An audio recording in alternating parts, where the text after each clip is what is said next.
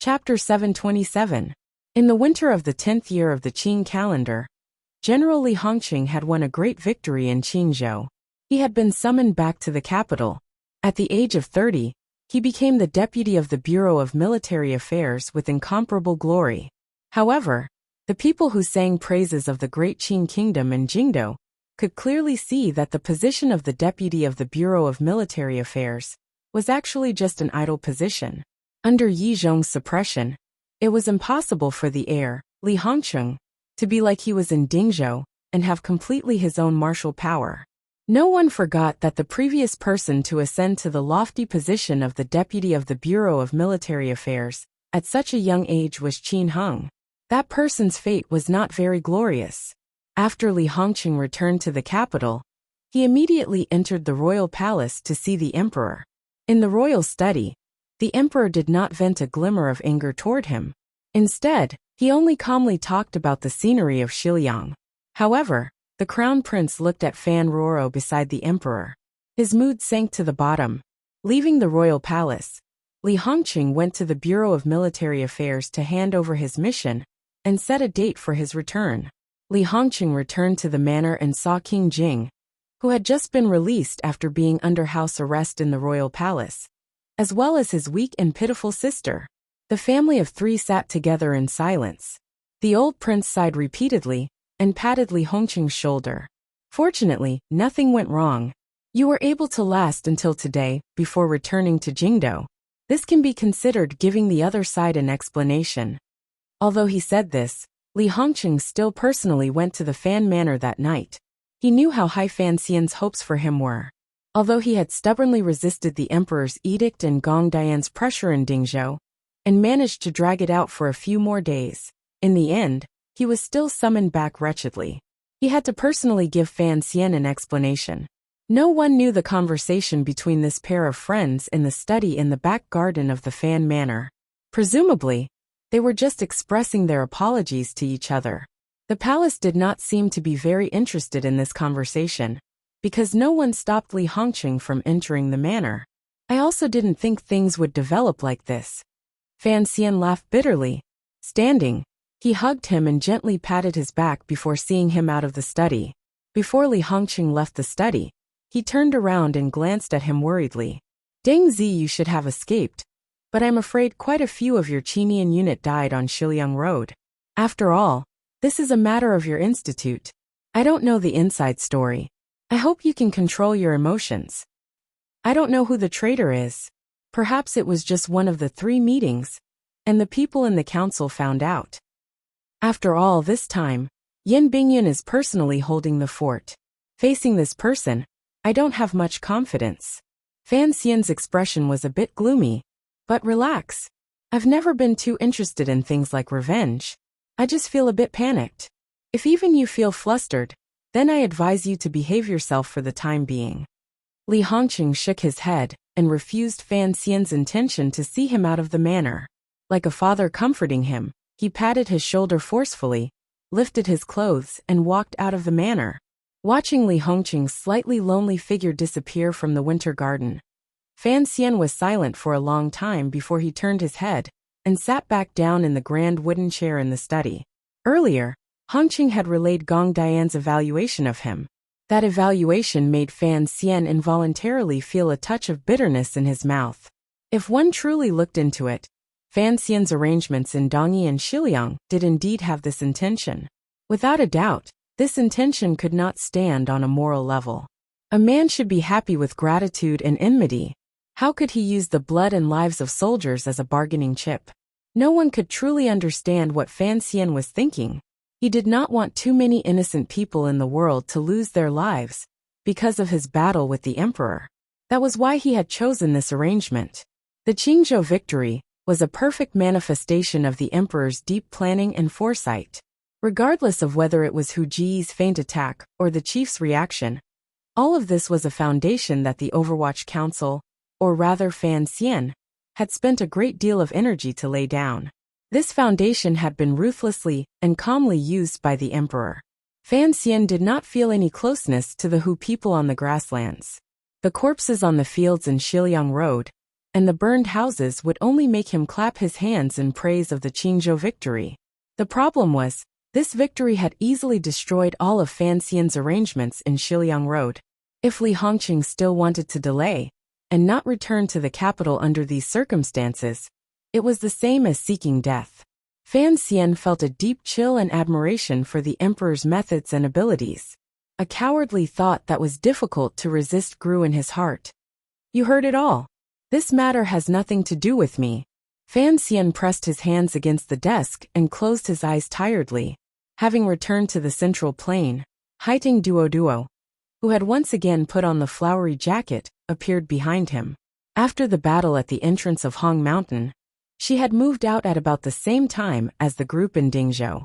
Li Hongqing had returned to the capital quickly, but he was still a day later than her. Presently, the palace's surveillance of the Fan Manor had relaxed a great deal. How could they stop the northern Qi sage girl from quietly entering the manor? It had already been a year since they had seen each other. Haiteng looked silently at the young man in the grand wooden armchair, thinking to herself, actually, the other person's age isn't that old. But why does he look so old and heavy now? There's a trace of exhaustion on his face that can't be brushed away. Thinking of what had happened in the Qing kingdom these days, and the dead director of the Overwatch Council, Haiteng suddenly understood why Fan Xian appeared so tired. Because of the words you had Hong Yiqing bring to me. Many people died on the grasslands, Haiteng said. Fan Xian opened his eyes and laughed coldly. I only had the court agree to Hu Ge sending out troops. I had not thought that the chief would take advantage of the opportunity. Haiteng did not explain to him that she had once tried to suppress Su Bida's ambitions. Lightly she said, in the end, it was still the Qing kingdom who took advantage. Fan Xian was silent. A moment later he said, you don't need to worry about how the news got out. I sent 2 people to Shiliang Road. Hong Yiqing has still not been able to gather the people from the 4th Bureau. It is clear that Ziyu was being watched by the council during the handover. Speaking of this, he took a deep breath and suddenly thought of the young general of the Yi family mentioned in the intelligence reports.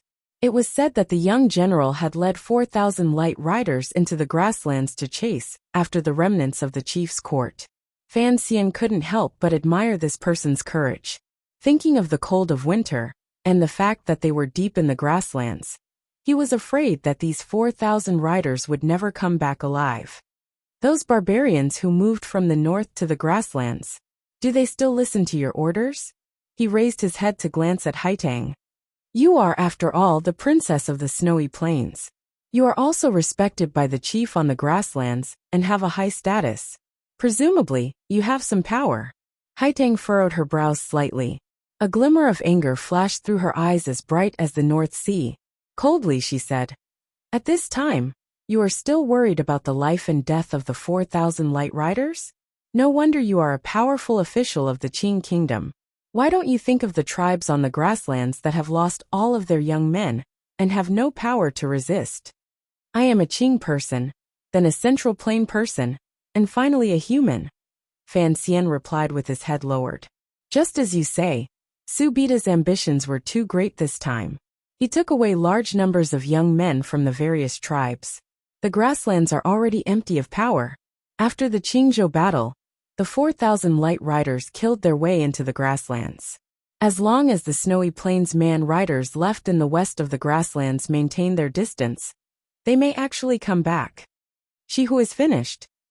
If the time is right, the tribes you moved from the north to the grasslands may be able to take advantage of the situation and rise. Fan Xian lightly tempted Haiteng. Fan Xian lightly tempted her. You must accept this reality and then make use of it. I am not like you. There are many things that I know are beneficial, but do not conform to the principles in my heart, so I am unable to do them. Haiteng lowered her eyelids slightly and replied in a quiet voice. However, your words right now truly surprise me.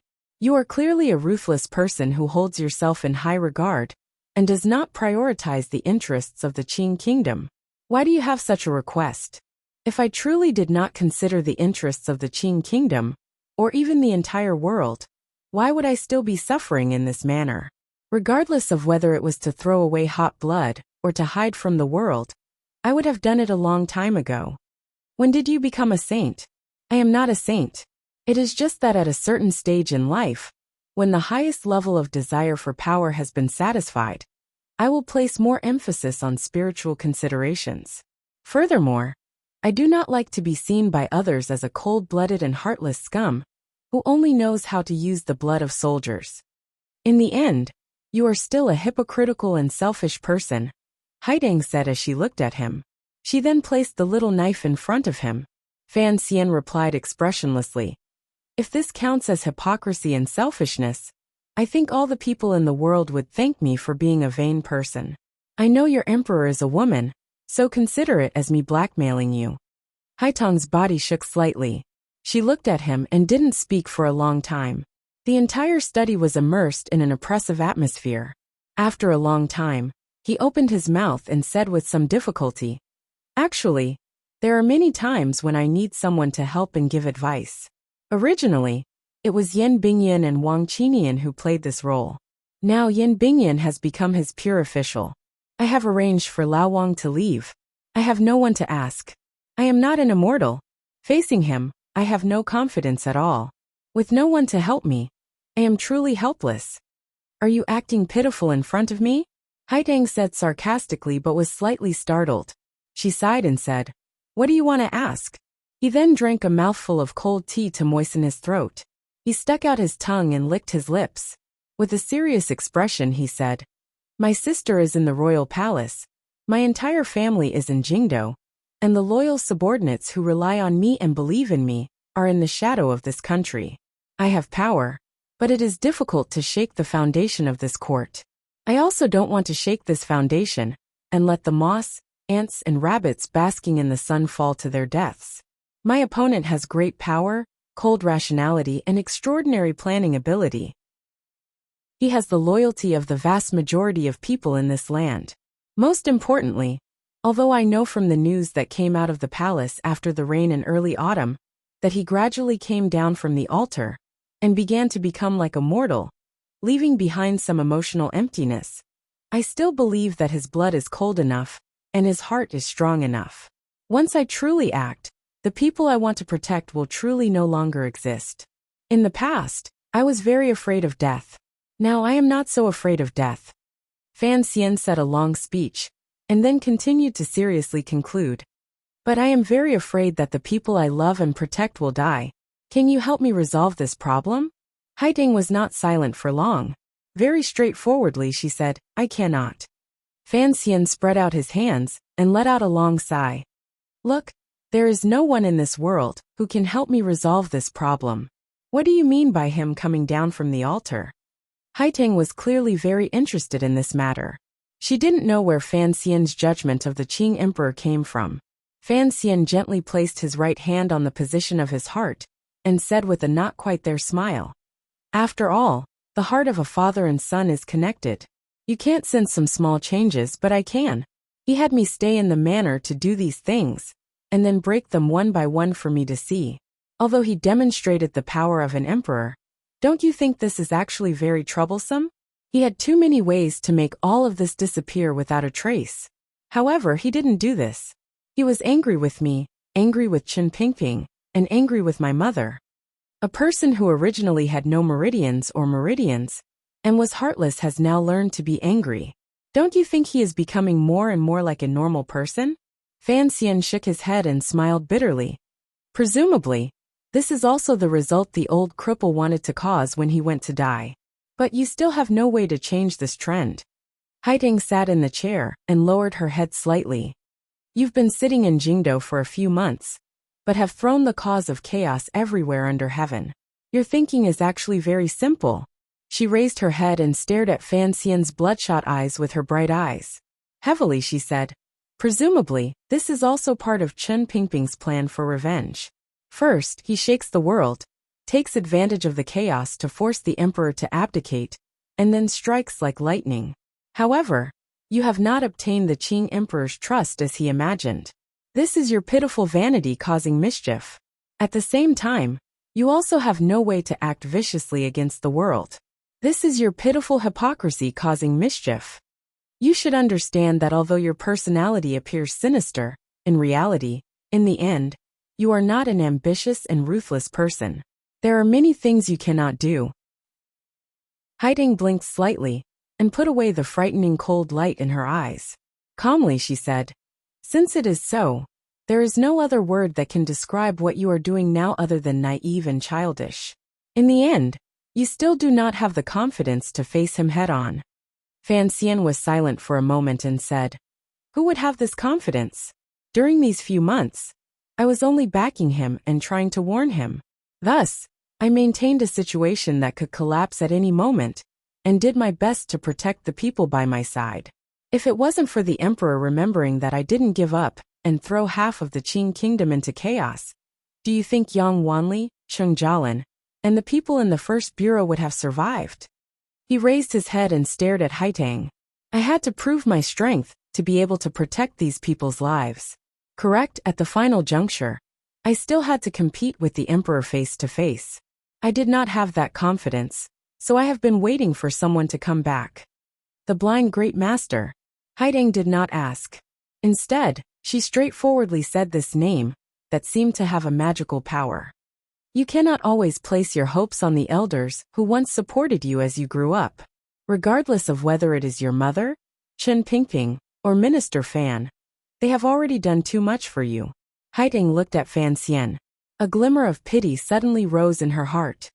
Have you ever thought that if the blind great master never comes back, what is the point of you tormenting yourself in Jingdo? Haiding advised Fan Xian with a serious expression. There are many things you have to do yourself. Regardless of whether you have this confidence or not, the situation has already forced you to this step. Since you cannot be indifferent to your mother and Chen Pingping's deaths, then you will never be able to play his good official and son again. Fan Xian suddenly felt these words were very piercing to the ear. He furrowed his brows and raised his hand to stop Haitang from speaking. In a low voice he said, "You have never personally experienced his power, so you can easily say the word confidence." Haitang sighed and said, "But how much longer can you wait?" He did not even think about the commotion Yu and the emperor made in Sangzhou. Instead, he directly led his troops to the west and easily wiped out all of the hidden dangers there. Next would be Jiangnan and then Dongyi. No, perhaps he wouldn't even care about Dongyi, and would directly head north. Once the situation develops to that point, all of your power will have been completely uprooted. Other than hold up in Jingdo like an idle person, watching him walk step by step toward the peak, and watching him laugh coldly at the souls of your elders. What else can you do? He can't touch Jiangnan. If he touches that place, I will have to move. Once I move, the entire Qing kingdom, including him, will feel pain. I don't know what you did in the palace treasury, but I believe that a figure like the Qing emperor would not care about any losses for the sake of the obsession in his heart, Haidang said. At this moment, a voice rang out from the shadows of the study. It was icy to the extreme. The emperor, that bastard, was never human. How could he know the feeling of pain? The person who spoke was the shadow that had floated in Jingdo like a shadow these few months. Immediately after, another direct and steady voice rang out, as if it also wanted to convince Fan Xian. I don't understand much about things like self-confidence.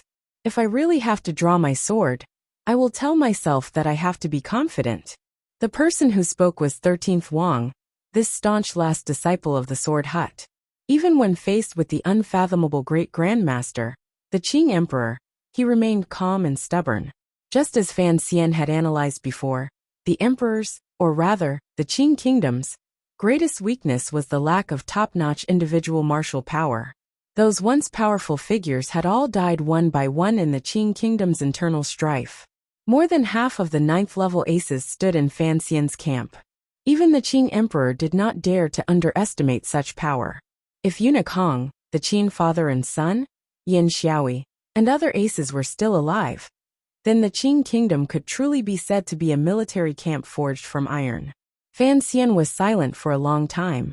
He didn't directly reply to the persuasion of the 3 top aces in the study. Instead, he furrowed his brows and said, I don't want you all to die to his hands. Furthermore, this is in the end my business. In the deep winter of the 10th year of the Qing calendar, Fan Xian was like a wild beast trapped in a snowstorm. He was anxious, gloomy, and uneasy. He watched helplessly as the powerful emperor used schemes and foresight that far surpassed his own to slice off his left and right arms one by one. He watched helplessly as the Qing court methodically marched toward the achievement of unifying the land.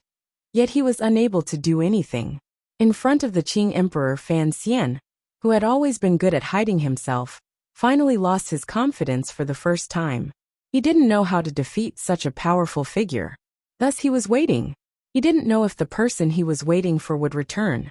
In order to ensure the safety of himself and those beside him while he waited, he was doing his best to do something. Jingdo was unexpectedly calm. According to the intelligence Baoyue brothel had painstakingly obtained, Fan Wujiu of Scholar He's Manor, once the second prince's strategist, had been injured in a surprise attack and had since disappeared. However, He Zhongwei had not been implicated in this matter. Fan Xian felt slightly disappointed. He finally understood that who the scholar, that old fox, was not so easy to use. What made Fan Xian feel even more defeated was that news finally came from Jiangnan. It was not good news. The transmission of information in this era was always slow, so slow that it made one angry. The news Fan Xian received in December was, in reality, something from a month ago. The Palace Treasury Transport Company had received a secret edict from the palace. According to the plan, they had begun the preparations for the opening of the treasury bidding next spring. However, this year, the bidding process of the palace treasury had undergone a shocking change. It had changed the bidding of preparing silver to the bidding of the court's evaluation report. This change directly changed the palace treasury's authority to invite merchants from the court, and the merchants to completely become the court's arrangement. In other words, when the palace treasury bidding opened next year, whoever the court wanted to win the bid would win. Thus, even if the Ming family led by Xia Qifei had the secret support of Zhaoshang Money House and Taiping Money House, they might not be able to continue their past glory. This was, without question, a heavy blow to Fan Xian's power. The rules of the palace treasury bidding had been fixed ever since the 3 large workshops were built. Regardless of whether it was the old Yi family or the later palace treasury, no one dared to lightly change this rule. The change this winter was, without question, a humiliating setback.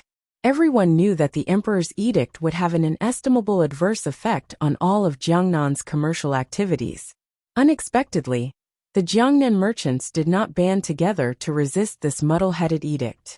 On the contrary, the Lingnan Xiong family and Chuanzhou Sun family maintained their silence. A few salt merchants began to itch to try. As everyone knew, a number of the disciples of those salt merchants had died to Sir Fan Jr.'s hands during the spring examinations. Chapter 728. It was not easy to live in Jiangnan. How deep was the snow in Jiangnan? The repeated secret edicts of the Qing court threw all of Jiangnan into chaos. The snow, which was not heavy, added an endless chill to the tens of thousands of common people. All of the large merchants felt the pressure and murderous aura coming from Jingdo. The Xiong family of Lingnan and the Sun family of Chuanzhou had always been on good terms with the Fan family.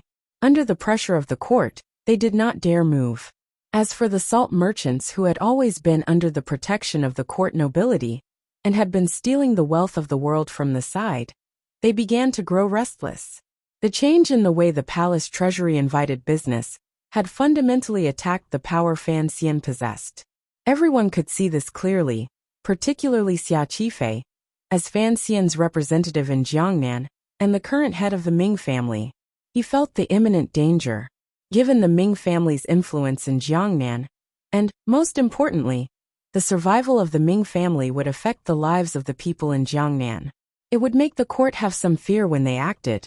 At least, they would not directly force the Ming family to death in the 11th year of the Qing calendar. If the Ming family truly fell apart, the court would not receive any benefits. However, this trend was already set. If the situation continued to develop like this, in a few years, the Ming family would gradually be marginalized and gradually swallowed up by the other dozen or so Jiangnan merchants supported by the court. Behind Xia Qifei were the lives of tens of thousands of people. He had no choice but to be cautious and prudent. Furthermore, The long conversation that night with the Jiangnan governor, Qing, made it clear what the court wanted of him. After that night, Xia Qifei sank into deep thought. He had to choose between Sir Fan Jr. and the court. It was because of this vexing thought that after he received the Qinian unit's notice, he did not choose to immediately sneak into Jingdo to meet with Fan Xian. It was not that he had begun to waver. Rather, he knew that Fan Xian had asked him to enter the capital to assess his loyalty. The present situation did not give Xia Qifei the time to demonstrate his loyalty. The situation in Jiangnan was too dangerous. So he only wrote a personally written letter to Fan Xian to express his loyalty as always. If it had been any other merchant, it would not have been a difficult matter to choose between the court and the already powerless Fan Xian. Merchants pursued profit. They themselves did not have the true power to influence the situation. They had to voluntarily, or be forced to lean toward the more powerful side. This was the natural nature of merchants. Even if Xia Qifei abandoned Fan Xian and left, presumably, it would not be surprising or shameful to many people.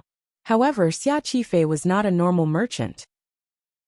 This was also the reason Fan Xian had chosen him to be his representative in Jiangnan. This illegitimate child of the Ming family had a very similar life path to Fan Xian. He had wandered the Jianghu since he was young and was the leader of the Jiangnan water bandits. Other than the natural bloodline of a merchant, he also had some of the spirit of loyalty of the Jianghu people. Xia Qifei knew that without Sir Fan, he would not be able to return. Was Fan Jr. would not be able to fan. Of the Ming of Ming he return he and Ming he fan he, and he. The Ming family had operated in Jiangnan for countless years. Even when Fan Xian had come to Jiangnan in the past, it had been difficult. Now under Xia Qifei's lead, they began to launch a resistance against the pressure of the Jiangnan governor's yamen and the secret edict from Jingdo. For a moment, all of Jiangnan fell into chaos. The Jiangnan governor, Qing, who had worked well with Fan Xian in the past, but did not show much of himself, stood up. This high-ranking border official in the Qing court coldly began to suppress the Ming family. Furthermore, he, unexpectedly, once again helped the fourth master of the Ming family onto the stage. This was a move Fan Xian had used in the past. Now, Qing simply copied it and obtained very good results. The Ming garden had always been divided into a few factions.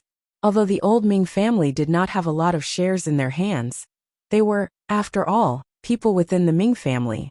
Now that the differences between the two sides had been put on the table, it was clearly difficult for Xia Qifei to continue protecting Fan Xian's interests in Jiangnan.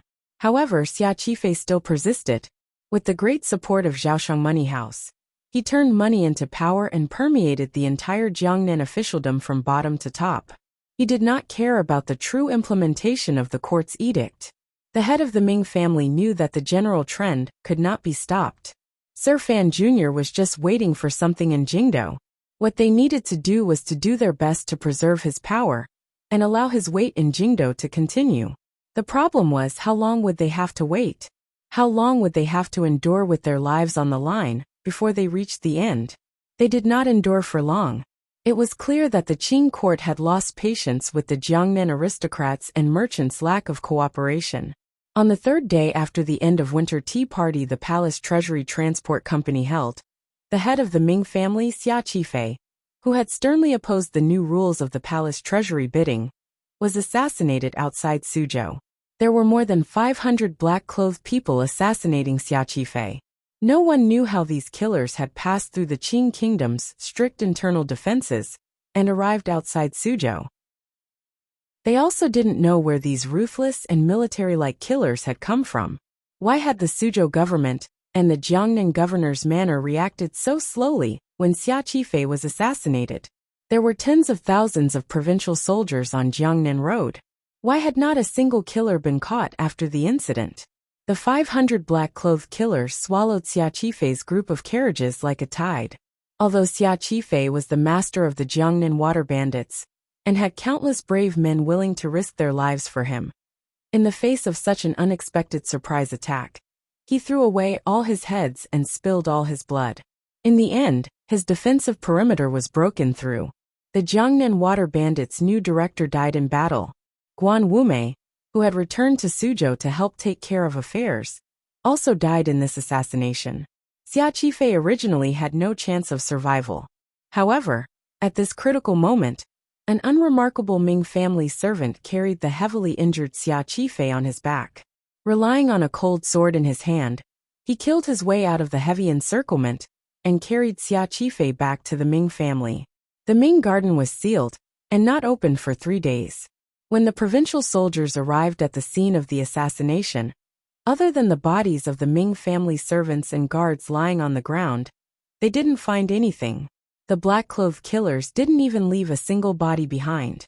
That night, in the Jiangnan governor's manor, Governor Xueqing and the 2 advisors looked at the intelligence report in their hands and began to think deeply. The court disregarded the shock of the world and still wanted to brazenly attack. It was already staking everything on one throw.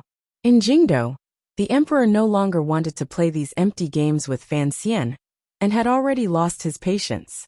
However, Xia Qifei had survived such a thunderous attack. This reality made Xueqing feel slightly disappointed. Presently, the Ming garden had been sealed. The court could not openly break into the Jiangnan Ming family's garden. In the intelligence report, the swordsman who had carried Xia Qifei far away on his back had attracted Xueqing's attention. To be able to break out of the encirclement when faced with hundreds of Qing elite soldiers, a martial artist with such ability had to be a 9th-level ace. There were not many 9th-level aces in the world. To be able to remain hidden by Xia Qifei's side and turn the tide in the end, it could only be a disciple of the sword hut that Fan Xian had sent. The Jiangnan matter did not end there. In this bloody storm, the assassination of the master of the Ming family was only a prelude. After the Ming family closed the garden, the headquarters of the Jiangnan water bandits in Shazhou began to mobilize their aces in preparation to rush to Suzhou. However, this group of reinforcements had only traveled halfway when they were stopped and disarmed by the provincial soldiers of the court. The Jiangnan Navy stationed in Shazhou took advantage of the emptiness of the Jiangnan water bandits to carry out the cruelest purge. The Jiangnan water bandits surrounded by the lake were burned by a big fire. No one knew how many people died. The fire burned for 3 days and 3 nights and did not stop. It burned the lake dry and burned the reeds into long incense sticks for sacrifice. There could be countless reasons for the court to purge the Jiangnan water bandits. However, what disappointed Xueqing was that the Jiangnan Navy was too ruthless. The group of water bandits they had stopped along the way were either dead or injured. The captives were also very stubborn. Not a single person was willing to open their mouth. Thus, his attempt to link the Ming family to the Jiangnan water bandits was forced to a halt. On the 3rd day of the Ming garden's closure, the 4th young master of the Ming family died in the well. It was said that he felt guilty and jumped into the well to commit suicide. Immediately after, the people of the older faction of the Ming family began to gradually wither away. Xia Qifei, who had lost too many of his family and brothers, began a cruel counterattack. At least for now, the Ming garden had finally stabilized under his bloody methods and the help of the Dongyi warriors. The effect of the court using such methods to deal with the Jiangnan giant merchant, the Ming family, was too bad. It could easily cause unrest among the people in Jiangnan and cause the other merchants to develop a sense of distrust toward the court. Furthermore, it should not be forgotten that Xia Qifei now also had the status of an official. His position as the Jiangnan supervisor of the Overwatch Council had not been removed, so the governor's manor would not admit that this matter had anything to do with the government. Under the Ming family's angry accusations, and the Jingdou Overwatch Council headquarters questioning, with the Jiangnan governor's yamen as the leader, the governments of a few large provinces began to band together and diligently launch an investigation into the assassination of Xia Qifei. Of course, everyone could imagine that this investigation would never have any results. Strangely, no one, whether it was the government or the Ming family, brought up the Jiangnan water bandits that had disappeared in a sea of fire. It was as if the once glorious Jianghu power in Jiangnan had never existed. Compared to the inexplicable battle outside Sangzhou and the great victory at the mouth of Hong Mountain that decided the direction of history, the turmoil and killing in Jiangnan were not so eye-catching. The number of people who died was not as many as those two places, and the impact did not appear to be as large as those two places. The nobles and citizens of Jingdo only vaguely knew that there was a very rich family in Jiangnan that did not seem to be doing very well recently. However, the contest in Jiangnan was actually the true contest because it bore the largest portion of the Qing kingdom's tax revenue, and a third of the people lived and worked in peace and contentment. Furthermore, Jiangnan had always been peaceful. Even when Fan Xian had gone down to Jiangnan and caused chaos, he had carefully controlled the disturbance within a certain range. Although he had provoked a movement of Jiangnan scholars into the streets, he had not caused Jiangnan to fall into chaos. This time, Jiangnan had truly fallen into chaos. If Xia Qifei had not luckily survived, and used even more ruthless methods to soothe his sorrowful heart, perhaps Jiangnan would have already completely fallen into the court's control. Regarding this, it could only be said that Fan Xian's luck in this life was indeed good. The trust he had placed in his trusted subordinates had completely exceeded the returns. The Cold War between the Emperor and Fan Xian became a hot battle in 3 important places. Other than these 3 places, something else happened outside Yingzhou. However, this matter did not attract too much attention. Su Wenmao, an official of the Overwatch Council, and the head of the Palace Treasury Transport Company, who had been stripped of his official position by the court and escorted back to Jingdo for trial, passed through Yingzhou. When the group of prisoner carriages had just left Yingzhou, they were attacked by a group of mountain bandits. That day, countless officials of the Ministry of Justice responsible for escorting the criminal officials were killed or injured. Su Wenmao had one of his arms chopped off. In the end, whether he was alive or dead was unknown. Back then, the Yingzhou mountain bandit was actually Guan Wumei, right? That year, I took a boat down to Jiangnan. The first group I came into contact with was her.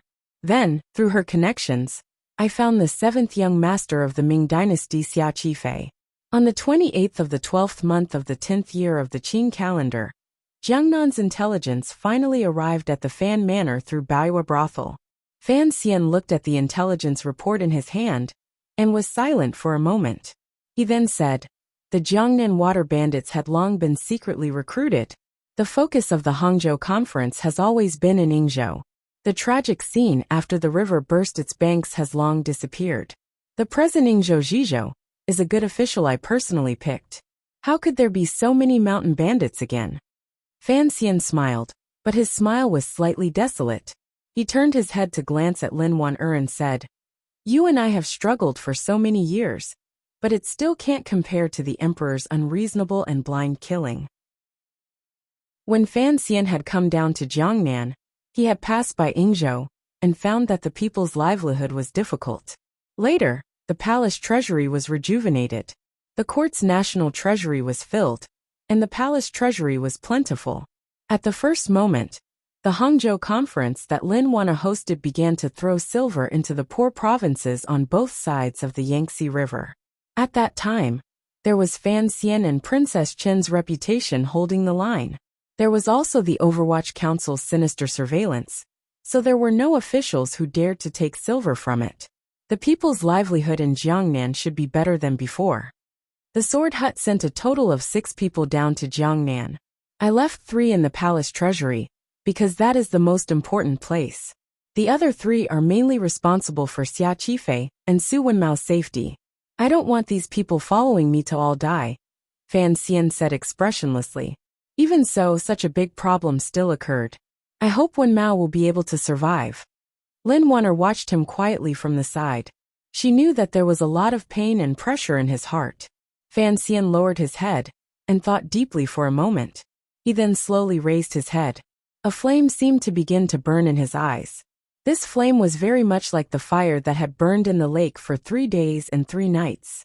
It was as if countless wronged souls were struggling, wailing, crying, and howling in this fire. The situation in Jingdo was also full of bitter wind and rain. Yan Bingyun was still in Dingzhou, dealing with the matters of the Qingzhou battle. Even though he had already left Dingzhou, he still had to spend some time on the road. It was during this time that the imperial censorate took the opportunity to begin its pressure on the Overwatch Council. Of the two directors of the Overwatch Council, one was dead, and the other was crippled.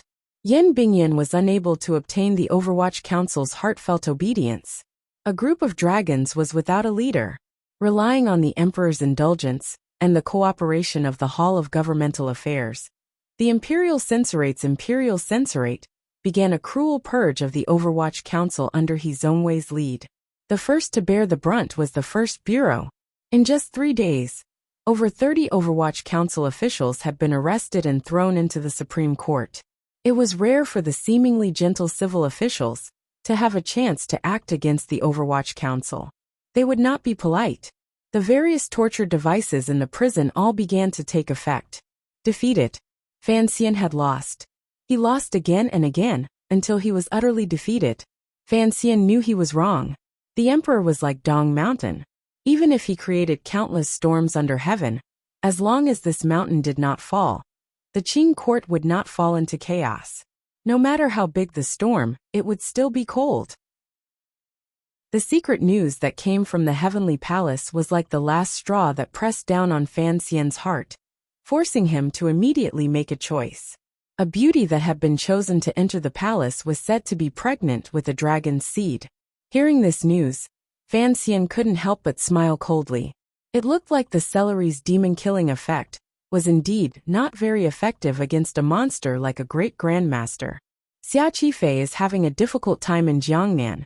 If I still don't act, he won't even be able to protect himself, much less support me. Fan Xian narrowed his eyes slightly. The more of my power I lose, the more ruthless the Emperor's methods will be. This is a matter that complements each other. At the beginning, he will come slowly, but my counterattack power will become smaller and smaller. His worries will also become less and less, and his methods will become more and more crazy, until he finally turns me into a loner. The court's actions in Jiangnan are actually very unwise, Lin Wanner said in a quiet voice. Anyone with eyes knows what the Ming family's predicament is. The court's actions this time are too obvious, and the methods they use are too bloody. I'm afraid the Jiangnan merchants will be at odds with each other from now on. Not only is it unwise, it can even be called stupid. However, it is very clear that the Emperor does not care about this. He only cares about using the shortest amount of time to completely destroy me and shatter any hope I have. Fan Xian's expression was wooden. For some reason, it seems that he is also somewhat anxious. Lin Wanna looked at him. Her heart trembled slightly. Although the husband and wife did not say anything explicitly, she only needed one look to know what he was thinking in his heart. Particularly under such circumstances, his expression was enough to prove his thoughts. Just like this, 2 clear streams of tears flowed out from Wanner's eyes. She stared at Fan Xian in a daze and said in a trembling voice, "But what can you do?" Fan Xian was silent for a long time. He then gently pulled her into his arms and held her as gently as if he was holding a child. In a quiet voice he said, "Although I have lost again and again, and appear to have no power to retaliate, it actually proves something that I really want to know. The Emperor is in the end old. He is no longer as patient as he was in the past. He is steady and cold to a frightening degree, and doesn't give people any chances." Fan Xian lowered his head and said by his wife's ear. After taking off that dragon robe, the Emperor is more like a normal person. Perhaps this is my opportunity. Time changed. Fan Xian did not have time to wait for the black-shrouded relative to return from the world of ice and snow. If he truly continued to wait like this, even if the Emperor continued to resist killing him, even if he waited until Uncle Wu Zhu returned, at that time, everyone he cared about would probably all die. Just like the people in the Jiangnan water bandits, Guan Wumei, Su Wenmao, and the officials in the Overwatch Council. He had to counterattack.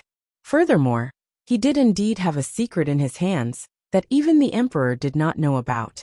However, he knew that once the counterattack regarding the palace treasury truly began, there would be no turning back between Fan Xian's faction and the person in the royal palace. Perhaps the entire Qing kingdom would sink into chaos because of this. If Fan Xian lost, countless people behind him would probably die. Fan Xian did not have the confidence to defeat his emperor. When he bravely stood out with his life as the price, he had to leave a path of retreat for the family and friends he cared about. After that autumn rain, he no longer cared about his own life and death, but he still cared about the life and death of others. Because of this path of retreat, the Fan Manor was quiet for a long time after the 28th of the 12th lunar month. The atmosphere was oppressive for a long time. Even the two little children seemed to have noticed their father's strange emotions and no longer dared to make a loud noise. Because of this path of retreat, the Fan Manor was quiet for a long time after the 28th of the 12th lunar month. The atmosphere was oppressive for a long time. Even the two little children seemed to have noticed their father's strange emotions and didn't make any loud noises. After a very tasteless new year, Fan Xian casually ate some dumplings and shut himself in the study. He shut himself in for 7 days. It was not until the 7th that he came out of the study. Everyone in the manor was waiting outside the study. Lin Wanner stood to the side and looked at him worriedly. Cece brought a bowl of ginseng soup to his hands. Cece's heart skipped a beat. She suddenly felt an ominous premonition, but she bit her lips tightly and did not make a sound. She believed that the young master she had watched grow up was not a mortal. No matter what kind of predicament he faced, he would easily solve it, just like he had in the past 20 years. On the 7th day of the new year, classes began at the Imperial College. After washing up, Lin Wanner helped him tidy up his clothes and sent him to the main entrance of the mansion. On the way there, her hands trembled slightly. The morning sunlight broke through the cold clouds that had sealed the capital for a long time and shone down coldly. Lin Wanner stared at Fan Xian's handsome cheek in a daze. She didn't know if she would ever see it again. Suddenly, she saw a strand of white hair on Fan Xian's temple, shining in the morning light. She couldn't help but feel her heart wrench in pain. She tried her best to remain calm as she asked, "Have you figured anything out after thinking for 7 days?" Fan Xian sighed and recovered the laziness and helplessness he had when he first entered Jingdo. He smiled and said, "Thinking for 7 days, hoping to become a great grandmaster. Don't you think I'm being too delusional?" Lin Wanner covered her mouth and laughed. "What wishful thinking? There has been a reply to the message I asked Eunuch Dai to deliver to the palace before the new year. His Majesty has asked me to enter the palace in the afternoon." Fan Xian glanced at his wife with pity. "His Majesty has always loved you."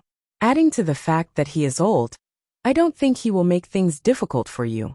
If you are not comfortable in Jingdo, go back to Danzhou. His Majesty has to give grandmother some face." Lin Wanner continued to cover her mouth and asked with a smile, "I'm too lazy to leave. I'll wait for you at home. But you, have you really thought of something?" Fan Xian shrugged his shoulders and said like a ruffian, "What idea? His Majesty doesn't have any openings on his body." "Ah, I remember. A man surnamed Xiong once said that since he doesn't have openings on his body, then he has openings." "You're joking again." Lin Wanner covered her mouth and laughed until she was about to cough out tears. "I was joking anyway." Fan Xian lowered his head and gently kissed Wanner on the forehead. He then climbed into the carriage without turning his head. Watching the carriage head in the direction of Dongchuan Road and the Imperial College, the smile on Lin Wanner's face immediately turned into desolation. She lowered the sleeve she had covered her mouth with. There were 2 spots of blood on the white sleeve. These 7 days had been difficult for her. Her old illness had relapsed, and she was very sad. Confucius said to become righteous. Mencius said to take righteousness. Only when righteousness is done, then benevolence is at its peak. Reading the books of the saints, what have you learned? I have no regrets. Since ancient times, those with lofty ideals who believed in righteousness under heaven should not be moved by success or failure. A voice so calm and even slightly cold rang out in front of the little lake in the Imperial College. More than 100 students of the Imperial College listened quietly to Sir Fan Jr.'s lesson. Many people felt that Sir Fan Jr.'s mood was strange. He seemed to like to joke mischievously, but those mischievous jokes were not very funny. Many people felt that Sir Fan Jr. had something on his mind. The scholar watched this scene quietly from under a large tree. His old heart was comforted. He thought he knew what Fan Xian was worried about, so he was comforted. It was the 7th day of the new year, the first class of the Imperial College. In the afternoon, the emperor would summon Fan Xian into the palace. The upper echelons of the Qing court all knew that it was Fan Xian who had invited them into the palace this time. Naturally, who the scholar thought that under the emperor's repeated blows, and in front of the great battle results the Qing kingdom had achieved, Fan Xian had admitted defeat. Thinking of the Qing kingdom ruler and officials being of one mind, father and son of one mind, unifying the world and living in harmony, who the scholar felt incomparably comforted. He didn't even pay attention to the specific contents of Fan Xian's lesson. Kong is not Jiu Kong pretending to be Wang Lihong. It is not Kong Ming waving a fan, and it is even less likely to mean eye-catching.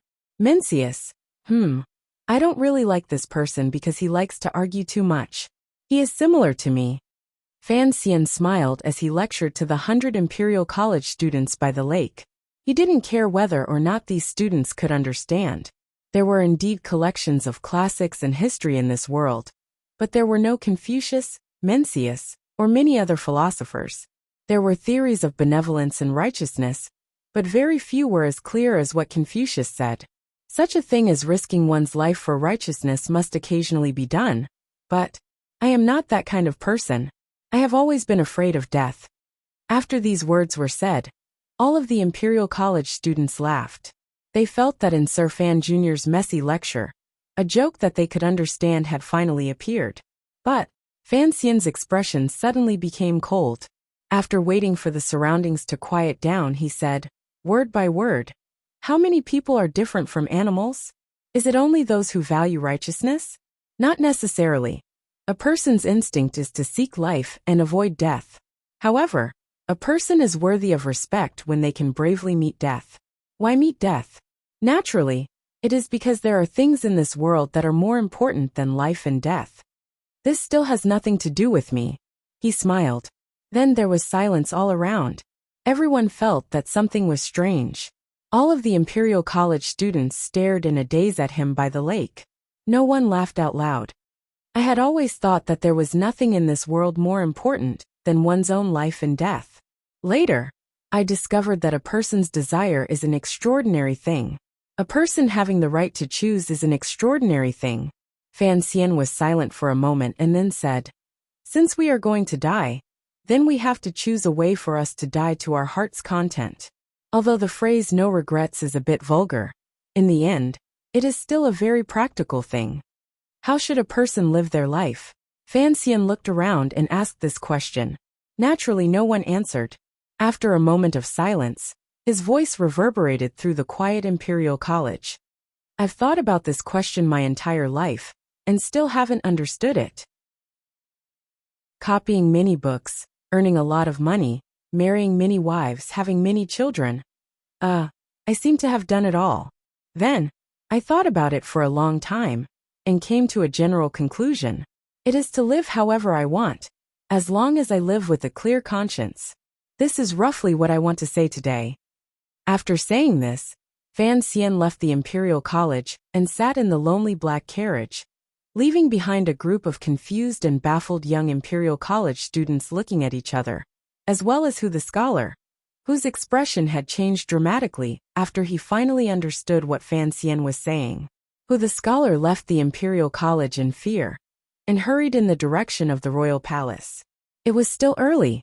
Fan Xian would only be able to enter the palace in the afternoon. He hoped he still had time to say something to the emperor, advise him, and prevent something from happening. Fan Xian's rambling speech in the Imperial College spread out in the shortest amount of time. There was no need for people with intentions to add fuel to the fire. In reality, all of Jingdo, those sensitive people had been waiting for this Jingdo idler's reaction. In contrast to all of these people's hurried nervousness, Fan Xian was very calm. There was still some time before he entered the palace. He arrived at Xinfeng restaurant and began to enjoy the rare, perhaps last, enjoyment of the winter. A few steaming baskets of jitong buns, as well as Dabao, who had a bun face on the side of the table. Chapter 729. A pair of long chopsticks pierced into the longan of the jitong bun, and pulled it apart to reveal the delicious and tempting broth inside. Fan Xian took out a ladle and scooped out the broth and ladled it into the porcelain bowl in front of Dabao. He then picked out the meat stuffing and placed it on top of Dabao's zhajiangmian. Little Xian Xian, eat. Dabao lowered his head as he attacked the food. His words were unclear but unusually determined. Hearing his tone, he was truly worried that Fan Xian would give everything to him, and that he wouldn't be full. Fan Xian looked at his brother-in-law and smiled. He used his hands to tear open the soft and white skin of the jitong bun, and soaked it in the kelp soup. He casually took a few bites. Ever since he had taken over his position in the first bureau of the Overwatch Council, he liked to eat buns in Xinfeng restaurant. Each time he came to eat buns, he would bring Dabao. He knew that Dabao only liked to eat the meat stuffing, and had no interest in the skin of the buns. Thus, it was suitable for the two brothers to work together. Glancing at the happy and sweaty Dabao, for some reason, Fan Xian's heart began to ache. He didn't know if he would have such an opportunity to waste time with his brother-in-law in the future. He liked being together with Dabao. Only when he was with Dabao could he truly relax. He could tell Dabao all of his secrets, his views of the world, and he wouldn't have to worry about Dabao betraying him. After today, it would probably be very difficult to eat buns with Dabao again. It would also be very difficult to lie at the bow of the boat with Dabao and talk about how the starry sky of the Qing Kingdom was so similar to the starry sky of that world. Fan Xian's face still carried a warm and encouraging smile as he looked at Dabao, but he sighed in his heart. He couldn't taste his food. Grabbing a towel beside the table, he wiped away the grease on his hands and turned his head slightly. Separated by the railing of the second floor of Xinfeng restaurant, he looked at the two yamens across the street. The Supreme Court of the Qing Kingdom and the first branch of the Overwatch Council were both across the street from Xinfeng restaurant. Today was the 7th day of the new year. It was the first day of duty for court officials after the end of the year. On this day, other than the interaction between the various departments, the exchange of well wishes, and the exchange of red packets, there were actually no important political matters that needed to be handled. Inside a yamen, everyone was basically having a tea party. From the main official to the lowest level of scribes, everyone was holding a teapot, eating melon seeds, and chatting leisurely. This was the custom of the entire world's officialdom. Even the one in the palace knew this. After all, it was the atmosphere of the new year. When on duty, it was very idle, and there was nothing to do. Naturally, the shift ended even earlier. It was clearly not time yet. The sun hiding behind the cold clouds in the sky had not yet moved to its southern zenith. Across the street, many officials walked out of the yamen of the Supreme Court. These officials met up with the officials from the other departments who had been waiting outside the yamen. Like birds and beasts, they scattered on the street. No one knew where they had gone to enjoy the delicacies of Jingdo. On the first day of duty, it was not a crime to eat and drink at noon. It was even possible that after getting drunk, they would return to their manners to rest in the afternoon. Different from the Supreme Court, the first branch of the Overwatch Council's yamen, which was clearly much more wretched and sinister, still had its doors tightly shut. There were no officials going in to do business, and there were no idle people walking around laughing and laughing. A depressing atmosphere that made one's head droop emanated from the courtyard. Fan Xian looked calmly at the familiar courtyard, which he had once controlled with one hand. He knew very well why it was like this. The Overwatch Council was facing a bleak storm. Its position in court had dropped 1,000 li, particularly in the previous month. Many Overwatch Council officials had been arrested by the Ministry of Justice and the Supreme Court on some groundless charges. Although they knew that it was the Imperial Censorate leading the purge, the Overwatch Council seemed to have lost its former magic. It was no longer able to gather its true power and give the most powerful counterattack. With He Zhongwei at the head, the Imperial Censorate faintly suppressed Hu the Scholar and began to lead the entire system of civil officials to launch an attack on the Overwatch Council. No one knew how many Overwatch Council officials had welcomed cruel punishments in prison. The Qing Kingdom was no longer the Qing Kingdom with the old cripple. A wave of steady footsteps and self-contained laughter came from the stairs. About 7 or 8 officials walked up from downstairs. Looking at their clothing, they were all high-ranking officials. These officials did not go to the private rooms on the third floor. Instead, under the guidance of the owner, they came to the railing and prepared to put up a screen and sit against the railing. Xinfeng Restaurant had not been famous in the past. Although it was opposite the Supreme Court and First Bureau of the Overwatch Council, the officials always felt that the place was too low class. Even in the private rooms, there were no girls to serve them, so they would rather go further. It was not until later that Fan Xian often came here to lean against the railing and munch on meat buns that he forcefully raised the reputation of Xinfeng Restaurant. From then on, there was an additional type of elegance.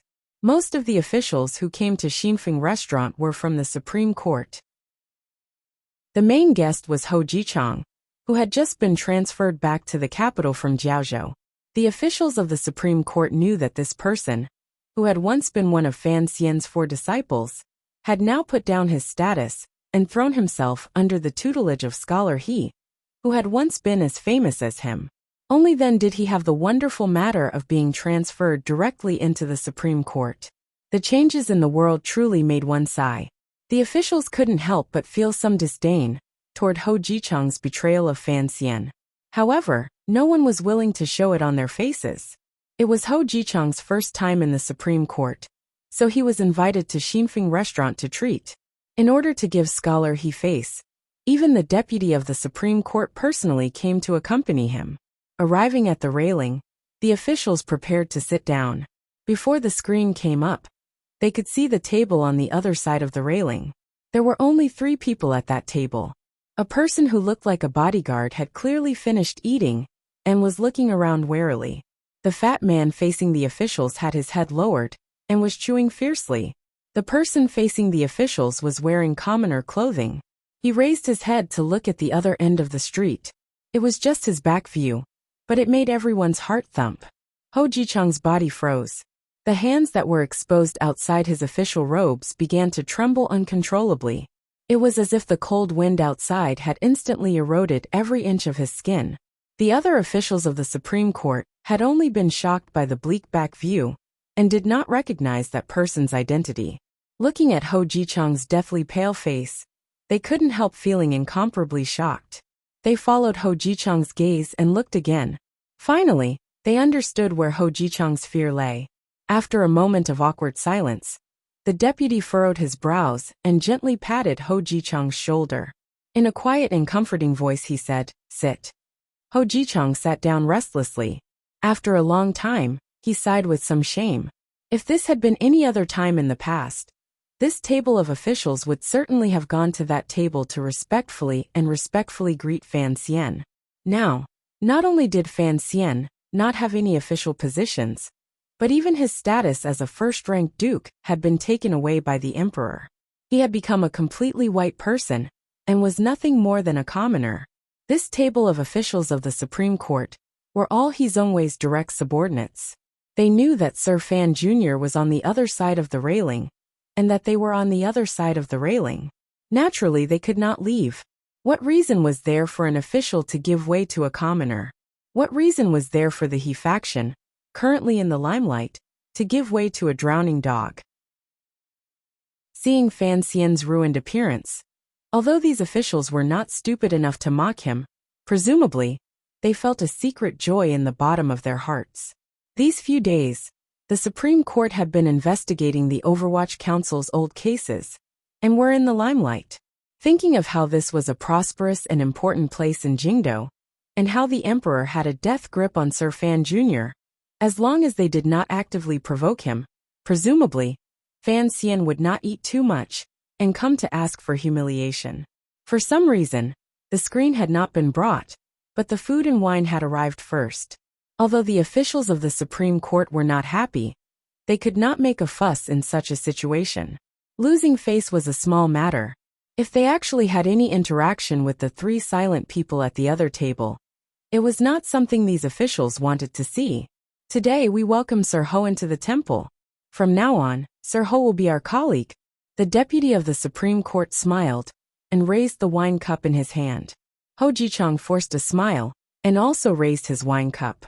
However, He was truly flustered in his heart because he understood Fan Xian, his teacher, who was even younger than him. He had suddenly appeared opposite the Supreme Court, and in Xinfeng restaurant. Did he really just like the buns in this restaurant? Thinking of this, his hand began to tremble again. Out of the corner of his eye, he unconsciously glanced at the three silent people on the other side of the railing. He knew who the fat man facing him was. It was Princess Chen's biological brother Dabao, who was born stupid. He prayed silently that since Sir Fan Jr. had brought him here, he hoped he was not here to make trouble. The deputy of the Supreme Court sensed his strangeness and furrowed his brows unhappily. Ever since the previous deputy had been implicated in the old Qin family's rebellion in Jingdo, his position had been smooth sailing. Now, even the Overwatch Council had to look at his face. He truly did not feel that he had anything to be afraid of. Everyone knew Sir Fan Jr. was powerful. But could he be so unreasonable as to come and curse loudly? The deputy of the Supreme Court was clearly not satisfied with Ho Jichang's behavior. He glanced at the fat man sitting across from Fan Xian and guessed his identity. The corners of his lips twitched slightly and released a glimmer of a disdainful smile. The ridicule in his eyes was full of. Fan Xian liked to hang out with his silly uncle. This was something everyone in Jingdo knew, but it was also something the officials looked down on. Although this deputy did not dare to say anything to that side in mockery, the expression on his face revealed everything. The second matter is to welcome Sir Gua, who has finally returned from Jiangnan and has re-entered the imperial censor of the left. After these words were said, the banquet immediately became lively. The imperial censor of the left was a rather important position. Sir Gua smiled boastfully and raised his cup of wine in a toast. However, when his gaze landed on the other side of the railing, just like Ho Jichang, his expression became rather unnatural. Imperial Censor Gua's surname was Guozheng. He was the person who had wanted to punish Fan Xian in the Jingdo government.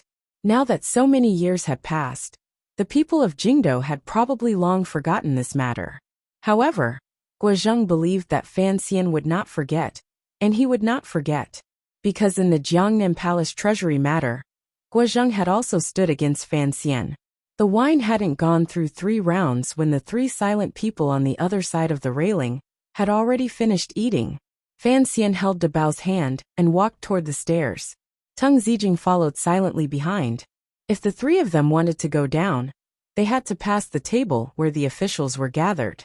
Unexpectedly, the officials at this table all quieted down at the same time with a glimmer of nervousness, waiting for the young master to quickly leave. However, Fan Xian did not leave. Very naturally, he came to the side of this table and looked at the officials with a slight smile. Seeing that the situation was not right, the deputy of the Supreme Court smiled awkwardly and stood up.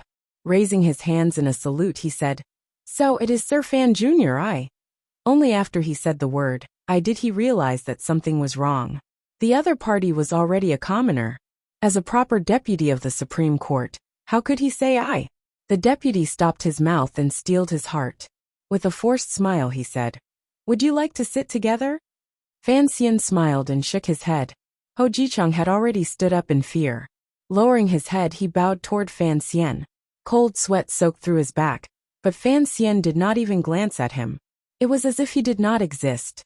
It was this kind of disregard that made everyone at the table feel a glimmer of coldness. Fan Xian did not look at Ho Jichang.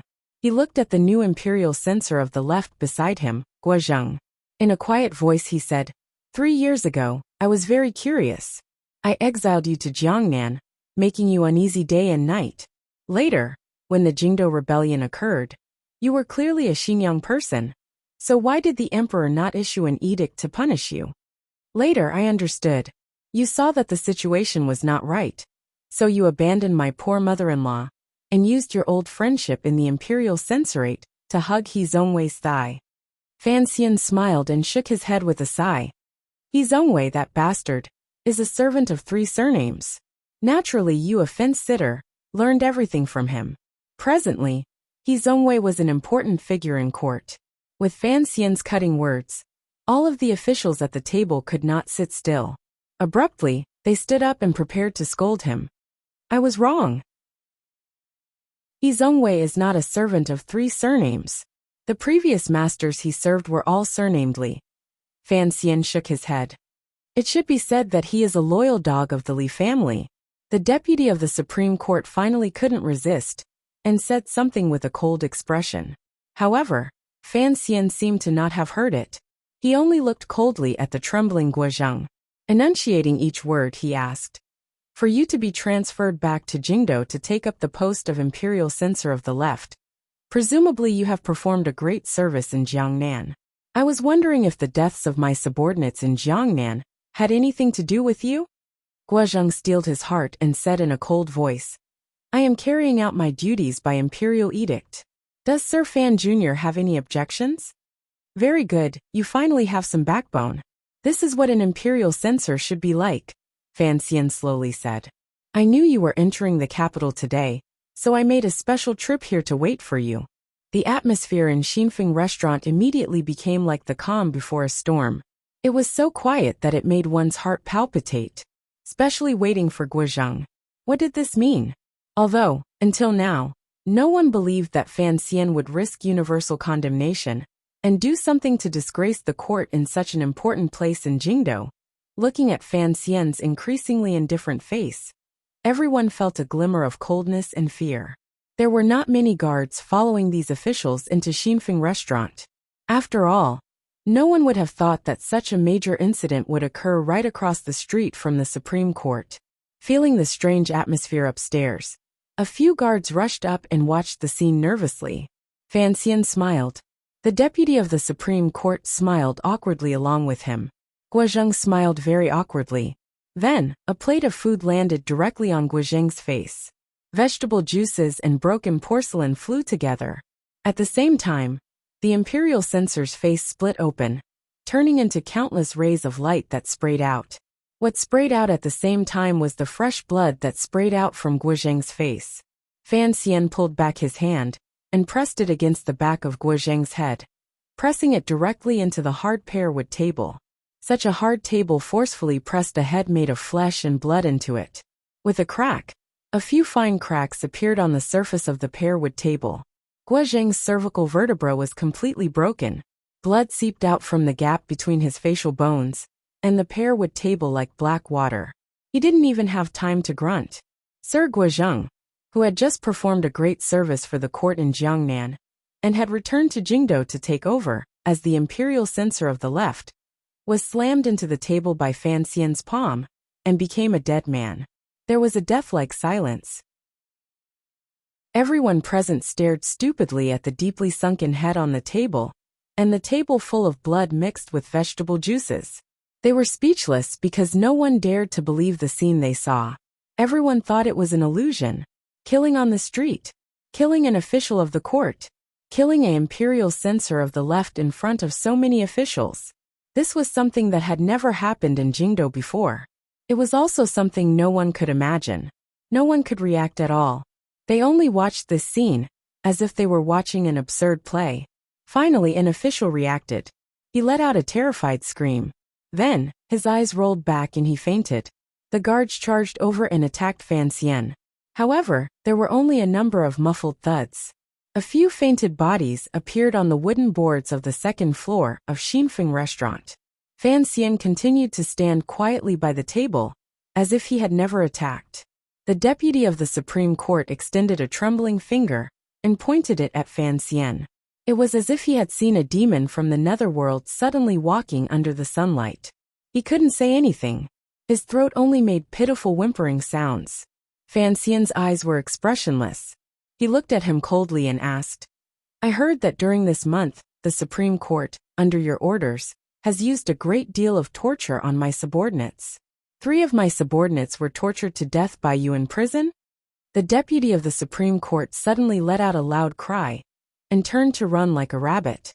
Looking at his momentum, it looked like he was going to flip over the railing. Even if he fell heavily, he was going to run out of Xinfeng restaurant. However, since Fan Xian had already begun to act, how could he let him escape? There was only the sound of a gust of wind brushing past the pavilion of Xinfeng restaurant. There was another crisp crack and a muffled thud. The deputy of the Supreme Court's cervical vertebrae snapped. His head was also smashed wretchedly into the hard pear-wood table. Blood began to flow down the table, and the heads of the two officials of the imperial court sank into the table, unable to escape. Their corpses were half kneeling on the ground, and the tips of their feet, which were wearing thick boots, were still twitching. It was a horrifying scene. Killing two people on the street filled Xinfeng restaurant with the cries of ghosts and wails of deities. However, Fan Xian's expression did not change. He turned around. A waiter from Xinfeng restaurant had unknowingly appeared behind the crowd and handed over a steaming hot towel. Fan Xian accepted the towel and carefully wiped his hands. He then threw the towel to the ground with some disgust. Holding Dabao's hand, he walked down the stairs and said to the waiter, "You can begin." From the moment Fan Xian walked to this table to the moment he used the cruelest method to kill the two court officials to the moment he walked down the stairs and left, he did not glance at Ho Jichang. With a pale face, Ho Jichang's lips trembled. He withdrew his gaze from the stairs and looked at the two corpses. Looking at the blood flowing on the table, he didn't know whether it was brain or being curd. Endless fear took over his whole body. Finally, he couldn't help but bend over and vomit uncontrollably. Take uncle back to the manor. Below Xinfeng restaurant, Fan Xian helped Dabao onto the carriage and spoke to Tung Zijing. He then watched the black carriage head toward the south of the city. Fan Xian alone began to head in the direction of the royal palace. Fan Xian was not worried about the safety of the carriage going home. Along the way, there were swordsmen of the 6th Bureau responsible for protecting it. Just as he had said in Xinfeng restaurant, killing was to avenge the subordinates of the Overwatch Council.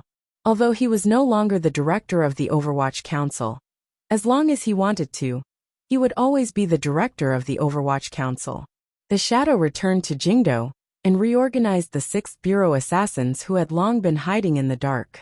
The arrival of Haitang, particularly 13th Wang, made it impossible for the royal palace to stop Fan Xian from reconnecting with the people loyal to him in the 8 bureaus of the Overwatch Council. The Overwatch Council was already in a state of turmoil. Today could be considered this sinister council's last moment of glory. In the morning, Fan Xian, in the name of the director of the Overwatch Council, gave one last order to the spies and assassins the Overwatch Council had set up in various places. He didn't know how many secret agents and officials would follow him. Fan Xian believed that the men under his command would not disappoint him. The cold winter wind blew through the streets of Jingdo. There was still some time before he had to enter the palace. Fan Xian walked alone along the streets toward the royal palace in the distance. Along the way, he looked at the Jingdo streets and greedily breathed in the air. It was as if he wanted to engrave all of this into his memory. Even if he died, he wouldn't forget it. Not long after Fan Xian left Xinfeng restaurant, the 1st Bureau of the Overwatch Council, which had its doors closed the entire time, suddenly came out. 100 black-robed Overwatch Council officials surged murderously into their old neighbor, and now their most despicable new enemy, the Supreme Court. It had to be said that the 7th day Fan Xian had chosen was indeed the best time. It was not yet noon, but the officials of the Supreme Court had long gone to enjoy themselves with the officials of the other departments. The Supreme Court's yamen had no power to resist in front of these wolf-like Overwatch Council officials. This coincidentally matched Fan Xian's hopes that there wouldn't be too many Qing officials who would bleed because of this turmoil. The court officials who were going to die had their reasons for dying. They were all targets that Fan Xian had carefully chosen. The 1st Bureau had entered the Supreme Court to rescue their colleagues who had been sent to prison by the court. Fan Xian walked through Chang Street and turned Shea Street. He bought a skewer of candied haws from a vendor and ate it with relish. Carelessly, he tossed a golden leaf. He couldn't be bothered to ask for change. He was very grateful to Jingdo's candied haws. Back then, it was because of the candied haws in that child's hands that he hadn't gotten lost in the Qing temple. At noon, the Minister of Revenue was entertaining guests in Yishir Tavern. He had invited the Assistant Minister of the Ministry of Justice and a few good friends. As expected, they were all core figures of the He faction. The minister gently stroked his short beard. He felt slightly proud in the warm winter room. After 3 years of hard work, He had finally cleared away the shadow the previous minister Fan Jian had left in the ministry. The independent kingdom that belonged to the Fan Manor no longer existed. He had finally become the true Minister of Revenue. In order to resist the pressure from the Fan Manor, he had taken the initiative and humbly stood by Scholar He's side. He did not feel humiliated because He Zhongwei had always been a scholar of the Hall of Governmental Affairs. Furthermore, standing by Scholar He's side was like standing in front of the emperor. This was an honor. Originally, the banquet should have been held at night to appear more formal. However, the guests who had gone to the He Manor to ask around had found out. Furthermore, after the court meeting before the new year, Scholar He had to explain that there were matters to be done in the palace on the 7th. Thus, Scholar He could not personally attend the banquet. Thus, the time had been moved to noon. Although he was slightly disappointed, the Minister of Revenue also let out a breath. Scholar He was not here, so he was the highest-ranking official at this table. Hearing the flattery by his ear, how happy was his mood. He had just reported to Scholar He's will. The Ministry of Revenue had forcefully interfered and played the Jingdo Yamen to the point where they wished they were dead, forcing the stubborn Sun Jingxiu to quietly resign. In the end, he still could not pay the silver to discuss his crimes and was sent to prison. The minister began to feel like he wished he were dead. What did you have to fight with me? Isn't it just because you have a good daughter? After your daughter is sold to the musical house, I'm going to secretly make your daughter feel like she's about to die. The alcohol had gotten to his head. Just as the Minister of Revenue was circling around the words, "Wish he were dead," he did not notice a cunning and sinister light flash through the eyes of the woman, serving everyone in the warm room. The minister did not know that the poison in the wuliangya he drank was enough to make him wish he were dead countless times. On the 7th day of the first month in the 11th year of the Qing calendar, Yishur Tavern caught on fire. The warm room was reduced to ruins. The Minister of Revenue, the Assistant Minister of the Ministry of Justice, and a few other core officials of the He faction died in the fire from drinking in the line of duty. By the time the fire started, Fan Xian had already finished eating the candied haws. Carrying a newly bought black cloth umbrella, he walked to the beautiful Tianhe Street. He casually tossed the bamboo stick with the sugar residue into the unusually clean pond by the side of the street. He shrugged his shoulders, not at all blaming himself for his actions of polluting the environment. Then, he glanced at the black stone tablet in front of the Overwatch Council's main door that was being taken down, and the decreasing number of golden characters on it. He stared at it for a moment, and then shook his head. Suddenly, a gust of wind blew past. Snowflakes began to float down. The snowflakes landed on the cold and cheerless door of the He Manor. Scholar He was upright and righteous. He hated people giving gifts the most, so he kept 2 vicious dogs at the door. Many people knew that this move had been first created by Sir Yan Ruohai in Viscount Qinghai's manor. They couldn't help secretly mocking Scholar He for copying someone else's ideas. No matter what, these 2 vicious dogs had helped him gain a good reputation. The 2 dogs were angered by the slowly falling snowflakes and began to bark at the sky with all their might. What was the use of frozen dogs barking at the snow? The snow continued to fall slowly and steadily. With 2 sorrowful cries, the 2 vicious dogs fell dead to the ground. A dozen assassins wearing commoner clothing cautiously controlled the surroundings of the quiet He Manor, and then quietly snuck into the manor. Fan Xian narrowed his eyes and looked at the sky. Opening the black cloth umbrella, he covered his eyes in the sky. The snowflakes accumulated on the black cloth umbrella and melted quickly. They were unable to gather together, which made him unhappy. Walking like this, he arrived in front of the royal palace. He did not go to the main door to wait for the message. Instead, he circled around the base of the royal palace. Under the watchful gazes of the imperial soldiers, he walked to a row of unremarkable single-story houses in the Hall of Governmental Affairs. Fan Xian pushed open the door and entered. Dusting the snowflakes off his body and head, he carefully placed the black cloth umbrella dripping with snow at the door. Smiling at the dumbstruck officials inside, he said, "Long time no see."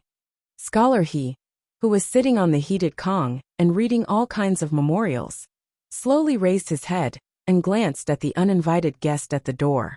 His brows furrowed. Chapter 730. The row of single-story buildings at the foot of the royal palace were unremarkable, but they were important places for the Hall of Governmental Affairs to discuss matters. Passing through a courtyard in the back corridor, one could directly enter the palace. It was the most important place. The imperial army and guards guarded it tightly. Even when the rebel army had surrounded the palace, they had not thought of opening a gap from here, because there were still layers of palace walls behind the Hall of Governmental Affairs. In the blink of an eye, it had been almost 7 years since he left Danzhou in the spring of the 4th year of the Qing calendar. Other than the 2 years he had stayed intermittently in Jiangnan, most of the truly exciting, tense, and memorable times of Fan Xian's second life had been in Jingdou. His life and identity were different from most people in the Qing kingdom. He had entered the palace too many times. It was as easy and comfortable as going home. Regardless of whether it was his identity as the commissioner of the Overwatch Council, or his identity as the emperor's illegitimate child, the restrictions of the palace did not exist for him. On the 7th day of the new year, Fan Xian strolled to the row of single-story buildings below the royal palace like he was taking a stroll.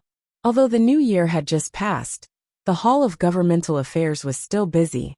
Officials from various departments had come to discuss matters. No one noticed a figure holding a black cloth umbrella in the snow. Entering the inner area, the imperial soldiers and guards responsible for inspection were dumbfounded by Fan Xian's warm smile. They watched in a daze as he walked in. Fan Xian had come too naturally and naturally. All of the imperial soldiers and guards were familiar with the fact that this young man could enter and leave the royal palace without any hindrance. For a moment, they did not react. They allowed him to pass through layers of guards and come directly to the main room of the Hall of Governmental Affairs. There were 2 heated Kong beds in the main room. A few layers of things were thrown haphazardly on top. Memorials from various places, as well as edicts the emperor had drafted, were piled everywhere. Ink and paper were piled haphazardly on the table. In the center of the Qing court, the working conditions did not look good. A few scholars and scribes were busy until Fan Xian put down the black umbrella dripping with snow water. The main room of the Hall of Governmental Affairs was silent. Everyone stared in a daze at Fan Xian. They didn't know why this figure, who had been severely punished by the emperor, would suddenly appear here. As Fan Xian walked through the streets of Jingdou, the various restaurants and yamens in Jingdou had already changed. However, the timing of the attack this time was perfect. When Fan Xian walked into the main room of the Hall of Governmental Affairs, the flames of revenge were just beginning to burn all around Jingdou. The news had not yet reached the palace of Fan Xian's sudden arrival. The first person to react was Scholar Pan Lin, who was closest to the door of the bright light. This old scholar opened his slightly aged eyes and looked at Fan. He coughed and said, "Why are you here?" Ever since he was young, Fan Xian had learned Pan the scholar's handwriting. He had also earned his first silver from the newspaper Pan the scholar edited.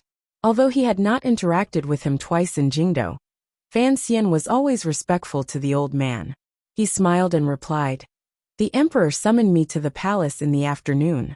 I had just arrived at the entrance to the royal palace when it suddenly began to snow. I thought it would be pointless to stand in the snow, so I came here to see you all."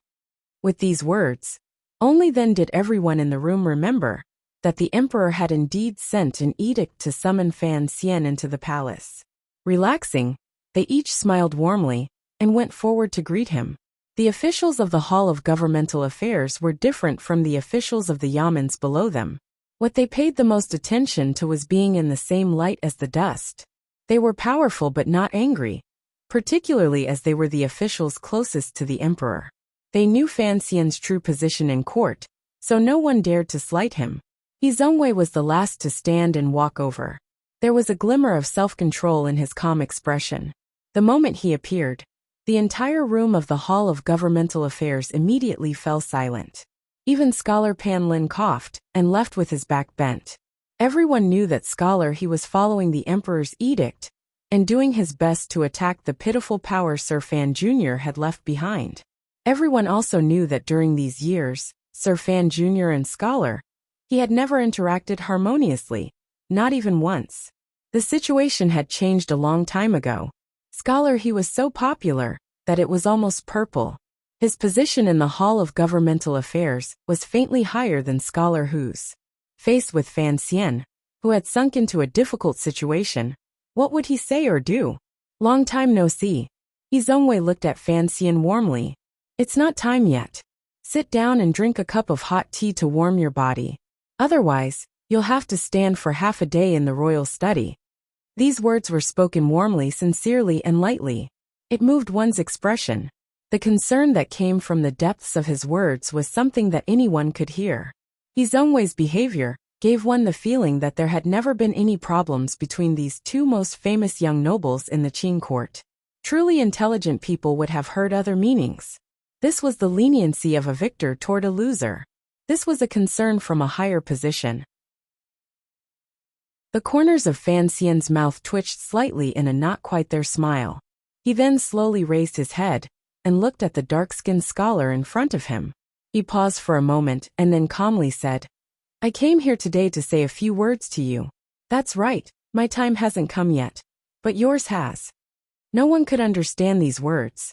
Even He Zhongwei himself did not hear the sinister background tone in them. He paused slightly and furrowed his brows as he looked at Fan Xian. It was as if he wanted to say something. Unexpectedly, he heard a clamor coming from outside the Hall of Governmental Affairs.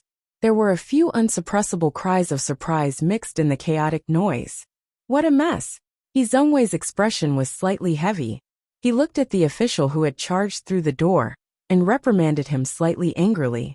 Sir, Deputy Chung of the Supreme Court and the new imperial censor of the left, Guozheng, have been killed on the street. The official fearfully reported the news that had come from outside earlier. Hearing this news, it was as if the entire room exploded. Shocked cries rang out. The officials of the Hall of Governmental Affairs managed the Qing court for the emperor. When had they ever heard of such a high-ranking court official being assassinated in the street? He Zhongwei's body froze.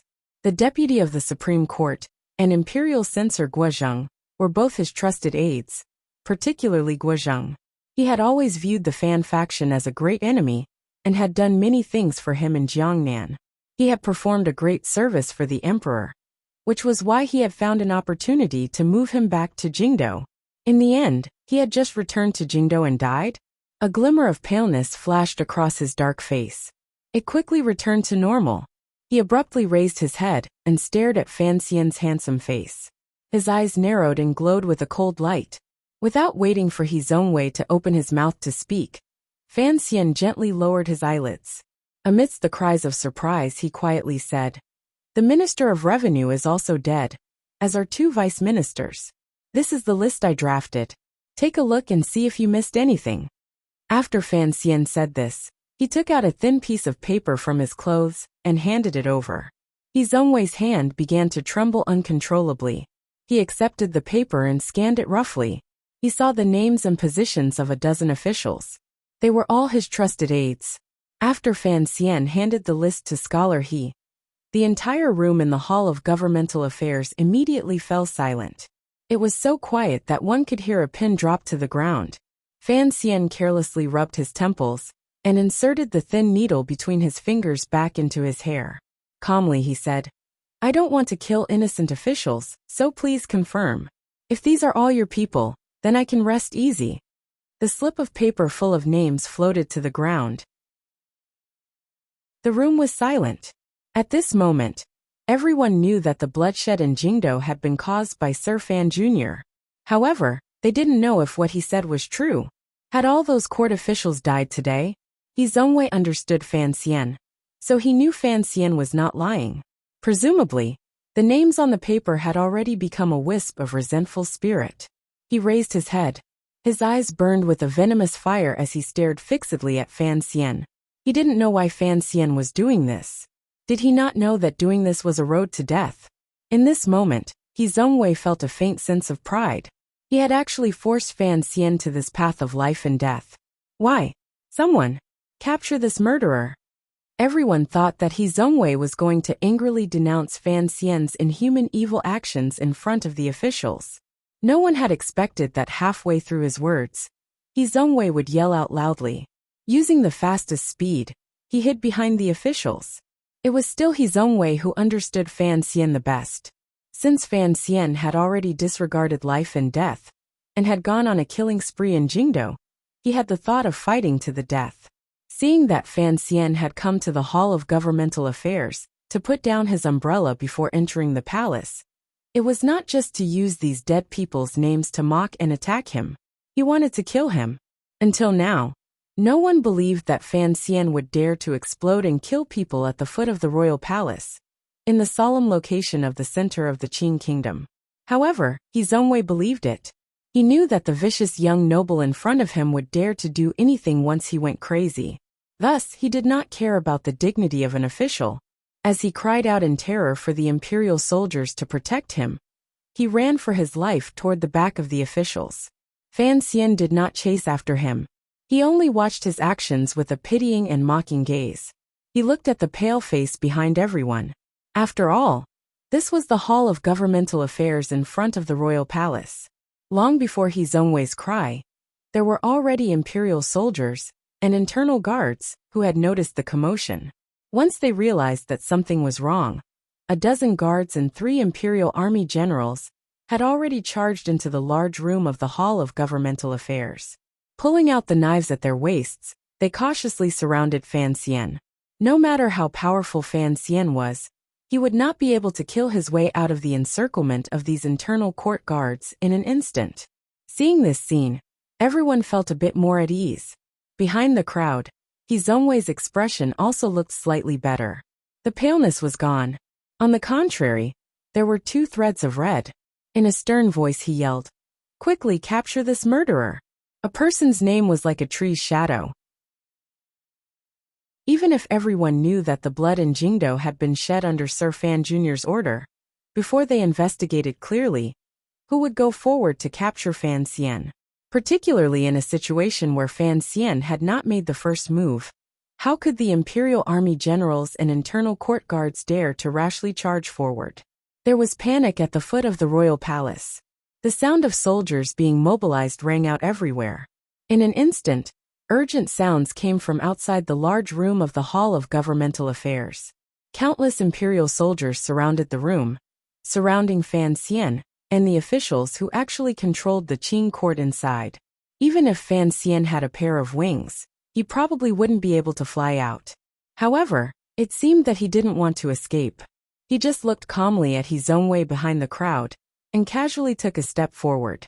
This step shattered the courage of countless officials. Cries of surprise rang out in the room. The dozen guards surrounding Fan Xian pressed forward. Fan Xian stopped his steps and looked at He Zongwei not far away through the heads of the crowd. Calmly he said, "Perhaps it is as many people say. You are actually a capable official. In the future, it is very likely that you will become a famous official whose name will go down in history." Then, he shook his head and said, "However, I won't give you this opportunity to continue living. Speaking of which, it's strange. For some reason, I loathe you so much. This loathing is completely without reason. You are too materialistic, and always want to step on others to climb up. This kind of behavior is what I dislike the most. Even if I don't like it, at most, I'll just punch you a few times." Unexpectedly, you later threw your entire life into opposing me, Fan Xian said with a slight smile. "It's a pity that this career is not very glorious. On the contrary, it gives me even more reasons to kill you." Fan Xian smiled warmly.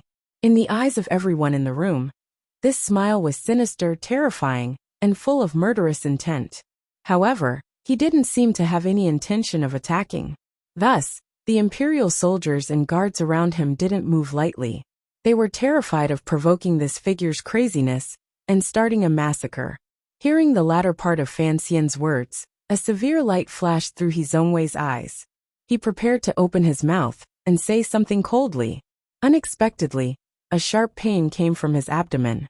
This pain was very real and very wretched. It immediately made his face pale. He couldn't say a word. "You are a petty person who is passionate about materialism and doesn't care about the cost to climb up. You can hide it from the emperor, the officials of the court, and even the people of the world. But how can you hide it from me? Fan Xian's gaze became cold. Your seemingly clean hands are stained with the blood of many people. Just how many people's wrong souls are on your official robes? You know, and I know. Today, I am killing you and your He faction officials to carry out justice on behalf of heaven, and to help the emperor cleanse the emperor's side. Fan Xian said words that even he didn't believe. He looked mockingly at He Zhongwei's pale face, bullying him for not being able to say a word. I don't understand why you would do anything to climb up, and step on the corpses of my subordinates to climb up. Later, I finally understood. It is not because of the natural enmity between the Imperial Censorate and the Overwatch Council. It is also not because I am unwilling to marry my sister to you. Furthermore, it is not because the Emperor has any instructions for you. Fan Xian sighed with pity. All of this is because you are jealous of me. You are not as good as me in literature, martial arts, reputation, or power. No matter how hard you work or how many big black dogs you raise, you will never be able to catch up to me in this lifetime. Of course, you are not convinced. You are not convinced that I have a good father and mother. However, this is fate. What is there to be unconvinced about? A few soybean-sized beads of sweat rolled down He Zhongwei's pale forehead. He stared at Fan Xian with a pair of hateful eyes. He wanted to angrily say something, but he didn't have the strength to open his mouth. He already had no strength to stand. Dispiritedly, he sat on the side of the Kong. This is grievance. The grievance of the emperor is the source of internal chaos in the Qin kingdom. Fan Xian stared at He Zhongwei sitting on the side of the Kong. Enunciating each word, he said, "Too much grievance prevents heartbreak. Today, I will grant you a heartbreak." Every word and sentence was like a small knife stabbing into He Zhongwei's ears. Even if he didn't want to hear it, he had no choice. He knew that the officials of his He faction had all died today. Furthermore, Fan Xian had to have a backup plan in secret. However, he didn't know why Fan Xian would say so many useless things in front of so many officials. The officials had died. As long as he was alive, he would still have the emperor's favor. In the future, he would be able to nurture his own power again. But why was it that after those small knives entered his ears, they began to move randomly around his abdomen? Why was it that those knives were cutting his intestines and making him wish he was dead? I will grant you a heartbreak. After these words were said, the atmosphere in the row of single-story houses at the foot of the royal palace immediately became tense. All of the officials scattered in all directions to avoid Fan Xian's storm-like attacks that might immediately appear. The imperial soldiers endlessly surged in from outside the house and formed into countless rows, blocking in front of He Zhongwei. The fully armored imperial soldiers formed a formation and squeezed the spacious hall of governmental affairs room until it was particularly cramped. They stared nervously at Fan Xian, who was alone. Just as the swords were drawn and the fight was about to break out at any moment, a mournful and urgent cry came from the courtyard of the Hall of Governmental Affairs against the royal palace walls. No! Who the scholar, covered in snow and water, charged in from the direction of the royal palace. After hearing Fan Xian's speech at the Imperial College this morning, he knew that something big was going to happen in Jingdo. He had rushed to the royal palace at the first opportunity. However, he had been delayed for a while. He only had time to say a few words to the emperor before he heard a eunuch report that court officials had mysteriously died in various places in Jingdo. Immediately after, there was an urgent report that Fan Xian had already killed his way into the Hall of Governmental Affairs. No one dared to stop Hu the scholar. At such a tense moment, no one cared about his entrance. At most, a few officials of the Hall of Governmental Affairs saw Hu the scholar rush to Fan Xian's side. They were worried that he would be injured by Fan Xian, this madman, and cried out in worry. Hu the scholar paid no attention to these cries. He grabbed Fan Xian from behind and used his old life to drag Fan Xian back. In a loud and panicked voice he yelled, "You're crazy!" In everyone's eyes, everything that had happened today showed that Sir Fan Jr., whose talent in poetry had shocked the world, was clearly crazy. Otherwise, how could he trample on the dignity of the court and do so many heinous and treasonous things. If what had happened in Jingdo was not rebellion, what could it be? Who the scholar knew that just the matter of those officials being assassinated in Jingdo was enough to anger the emperor and send Fan Xian to eternal damnation. However, he still held on to Fan Xian with all his might, not letting him act. Killing a scholar in the Hall of Governmental Affairs was like spilling blood in front of the palace. Not only in the Qing kingdom, but in the entire world, such a hair-raising scene had never appeared before. The scene was comical and funny, but no one laughed. It was completely silent at the foot of the palace walls. Everyone watched in fear, as Hu the scholar used his old and weak body to hold on to Fan Xian with all his might. How could he drag and hold on to him? Fan Xian suddenly felt a glimmer of warmth finally grow in his icy cold heart. He smiled and lowered his head. Let go, it's already too late. Behind him, Hu the scholar's body froze. Trembling, he loosened his grip and glanced at Fan Xian with disbelief. He Zhongwei, who had been hiding behind the crowd and sitting in fear on the edge of the Kong, suddenly retched and spat out a mouthful of black blood. The blood soaked through the robes of many officials in front of him. It was black and ugly. Cries of surprise rang out in the room. A few officials quickly went forward to support He Zhongwei and began to desperately call for a royal doctor. He Zhongwei's eyes began to dim, and his hearing also began to fade. He could not clearly hear what his colleagues beside him were shouting. He could only clearly feel the pain in his abdomen. Those little knives seemed to have successfully chopped his passionate and hot-blooded intestines into pieces. He Zhongwei knew he couldn't make it. He didn't know when Fan Xian had poisoned him. He also didn't notice the small needle mark on the little finger of his right hand. He just felt dissatisfied. He clearly had hot-bloodedness toward the world and the court. He was willing to shed his blood for a clear reputation. Why was it that in the end, what he spat out was a puddle of black blood? His blurry gaze searched for Fan Xian's cold face. There was great resentment and dissatisfaction in his heart. As an official, what was wrong with working for the emperor and the court? Was it to kill some people and betray some people? For thousands of years, hadn't people in officialdom always done this? Did Fan Xian not let innocent people die because of him? You didn't have to betray anyone, because you were born to be the master, while we were born to be the servants. He Zhongwei wanted to angrily ask Fan Xian, what right do you have to use those strange reasons to kill me? You're just a wastrel who doesn't see the big picture, and only does things according to your own likes and dislikes. However, in the end, he couldn't say this question. The black blood gushing endlessly from his lips stopped him from speaking and breathing. Just before the royal doctor rushed over, the scholar and imperial censor, the most popular person in the Qing court these 3 years, He Zhongwei, died at the foot of the royal palace, in the yamen of the Hall of Governmental Affairs. He spat up blood and died with his intestines broken. During this process, Fan Xian had been watching He Zhongwei calmly and coldly, even callously. He watched him vomit blood, watched him struggle in pain, and watched him take his last breath. The expression on his face remained calm and did not change at all. He didn't know of He Zhongwei's resentment and dissatisfaction before his death. He didn't need to know. The officials who died on the 7th day of the first month in the 11th year of the Qing calendar, including He Zhongwei himself, were actually just preparatory work. He Zhongwei's death had nothing to do with his likes and dislikes. It was for the people he had to protect. For the people in Jiangnan, Xiliang, and Jingdo who had already died, this official the emperor had raised specifically to deal with Fan Xian had to die. This was just one part of the machine-like calm calculations. Fan Xian only needed to confirm this person's death. He didn't sigh too much in his heart. There was still time to sigh about things before he died. Hu the scholar stared in a daze at He Zhongwei's body. He then turned his head heavily and looked at Fan Xian's icy face with an angry, disappointed and dazed emotion. An icy voice squeezed out of his chest. Capture this murderer. He stood by Fan Xian's side, disappointed and angry.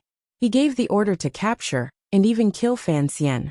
He didn't care that Fan Xian could casually stretch out his hand and have him follow He Zhongwei in death. Naturally, Fan Xian would not kill him. He looked at Hu the scholar and smiled apologetically. Just as the imperial soldiers charged forward, the head eunuch of the internal court Eunuch Yao, finally arrived at the Hall of Governmental Affairs. In a sharp voice and powerful Jinqi he yelled, "The emperor has an edict to bring the traitor Fan Xian into the palace." The edict had finally arrived. Without question, this was an edict determined to take his life. However, the edict was for Fan Xian to enter the palace. Everything regarding the emperor and his illegitimate child could not be seen or heard by these officials in court. There was silence in the large room. Countless gazes turned toward Fan Xian's body. Fan Xian was silent for a moment. He then looked at Eunuch Yao and asked, "Should I tie him up?" Eunuch Yao was silent and didn't say a word. Fan Xian couldn't resist sighing. If he wanted to tie him up, no one could tie him up. However, the emperor's edict could easily turn his family and friends in this world into ropes they could never struggle free of. "I left my umbrella by the door. Don't let someone steal it." After Fan Xian said this, he followed Eunuch Yao deeper into the palace. Behind him, the officials still surrounded He Zhongwei's body in incomparable grief. Chapter 731. Last night I had insomnia, unusually serious insomnia. I tossed and turned in bed for a long time, unable to fall asleep. It was not until 10 o'clock this morning that I went back to bed. I slept for a few hours in a daze. Even now, my mind is still muddled. For an optimist like me, insomnia is actually a rare thing. However, since May of last year, it has happened to me. Everything is the fault of Qingyu. I can't help it. I will slowly write this chapter. There is still a long way to go before the end. The winter snow landed on the stone tiles and quickly melted. It was difficult to accumulate. The snowflakes that landed on the bright yellow glazed tiles were frozen in shape by the cold wind. They looked like countless broken clouds waiting calmly in the golden light of the morning sun. Fan Xian withdrew his greedy gaze from admiring the snow. With his hands behind his back, he followed behind Eunuch Yao and quietly circled around the quiet and winding palace walls. Surrounded by the crimson blood, he walked deeper into the royal palace. Behind the two of them, a dozen guards followed carefully. Fan Xian had not been bound. The edict had already named him a traitor. The guards were worried. If Sir Fan Jr. suddenly rose in revolt in the Forbidden Palace, what power did they have to stop him? It was clear that many officials had died in Jingdo. Fan Xian had also shocked the world by publicly killing a scholar of the Hall of Governmental Affairs at the foot of the royal palace.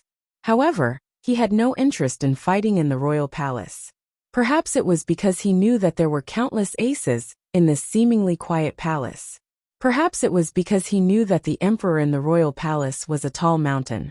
Before the mountain collapsed, there was no point in making a scene in the palace. The corner of the eaves of Taiji Palace moved with the footsteps of the people on the high palace walls. Walking past a small door and a winter suite with snow, a group of silent people arrived in front of the royal study. Fan Xian waited quietly outside the study. Eunuch Yao glanced at him with a complicated expression. He went forward and said a few words in a low voice to Hongzhu, who was standing guard at the door of the royal study. His expression changed slightly. Turning back, he lowered his voice and said, "The emperor is waiting for you in the little building." Little building?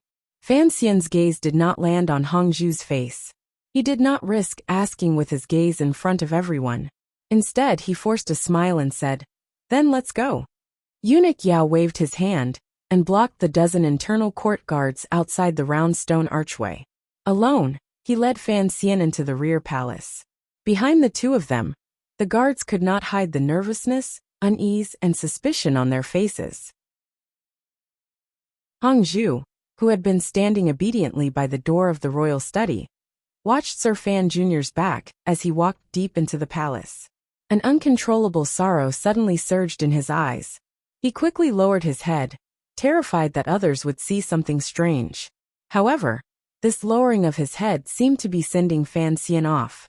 The inner palace was very quiet after the snow, and one could occasionally hear laughter coming from the depths of the palace. Fan Xian's hearing was so good that he could even hear the sound of mahjong tiles falling to the ground. He couldn't help but laugh. He thought to himself that the things that happened in the capital had not yet reached the palace. Everyone seemed to be having a good time. However, The palace had never been so lively before. He thought to himself that the beauties who had been in the palace for months, and the imperial concubines were really in the prime of their youth, diluting the loneliness. Fan Xian liked it this way, so that the royal palace would not always be cold and gloomy. The royal palace was as familiar to him as home. The emperor was waiting for him in the little building, so he knew the way. Still holding his hands behind his back like a scholar, he walked unhurriedly toward the northwest corner of the royal palace. Eunuch Yao had fallen behind him. At this time, there was no point in rushing. Presumably, the emperor would not be in a rush. Coincidentally, the palace was large, and the air was cold. There was snow on the winter trees, lakes, and fake mountains. It was much more beautiful than the winter scenery in the palace. Fan Xian could take a few more glances. However, as he walked steadily step by step, Eunuch Yao's gaze, which fell behind him, had an additional meaning. Eunuch Yao sensed that Sir Fan Jr. in front of him was adjusting his breathing. He was using the correspondence between his body and the surrounding environment to allow his realm to rise to a sensitive and abundant level. Eunuch Yao lowered his head even more. He knew why Sir Fan Jr. was slowly walking step by step and adjusting his breathing. Walking past the winter tree garden, around the side of the fake mountains, and onto the wooden stack on the cold lake, he was just about to cross the lake and past the snow pavilion, where he had once talked long with the emperor during a snowstorm. Fan Xian suddenly stopped his steps and narrowed his eyes slightly. There were people under the snow pavilion. A few eunuchs and serving girls were accompanying a noble-looking woman to admire the snow. Perhaps there was a warm stove in the pavilion, but the noble-looking woman was still wearing an expensive and warm mink coat. After a moment of surprise, Fan Xian smiled and continued to walk toward the pavilion. He had not thought that he would run into a concubine in the palace on such cold weather. Entering the palace today, he would not go see Yi Guipin. He would also not go see Lady Ning and Lady Shu in the cold palace. He had even purposely avoided them. That was why he had chosen this plank path above the lake. Unexpectedly, he had still run into one. Naturally, he would not go and hide. Eunuch Yao followed behind him, and did not dare to make a sound for him to choose another path. The two of them entered the pavilion. The people in the pavilion were shocked. It was clear that they had not thought that outsiders would enter the palace at this time. A sharp-eyed serving girl saw Eunuch Yao with his head lowered behind Fan Xian. She quickly half-crouched in greeting, and quietly guessed the identity of the young scholar in front of her. Fan Xian stood in the pavilion, and also felt surprised. He thought to himself, "It has only been a few months. How come the serving girls in the palace have changed so much that they don't even recognize me anymore?" As he thought this, his gaze unconsciously landed on the concubine sitting in the middle, and refused to leave for a long time. This concubine was about 15 or 16 years old. Her appearance was still young and beautiful. Today, she wore hairpins and rings, proper makeup, and luxurious clothing. It forcibly brought out a sense of nobility and pride. There was a sense of unsuppressible pride in the concubine's eyes. Looking at Eunuch Yao, she asked, "Has the emperor eaten lunch?" Eunuch Yao did not reply. He only smiled. He thought to himself that it was not a good choice to act like a favored one at this time. The people in the pavilion immediately felt it was strange. Particularly after noticing the young scholar's gaze, they felt incomparably angry. They wondered where such a bastard had come from. Fan Xian stared in a daze at the concubine's slightly bulging belly. Although she was wearing a thick fur coat, he could still see it clearly. He immediately knew that the noble sitting in the pavilion in front of him admiring the snow was the favored concubine Mei. It was this woman who was pregnant with the emperor's dragon seed. There was a deathly silence in the pavilion.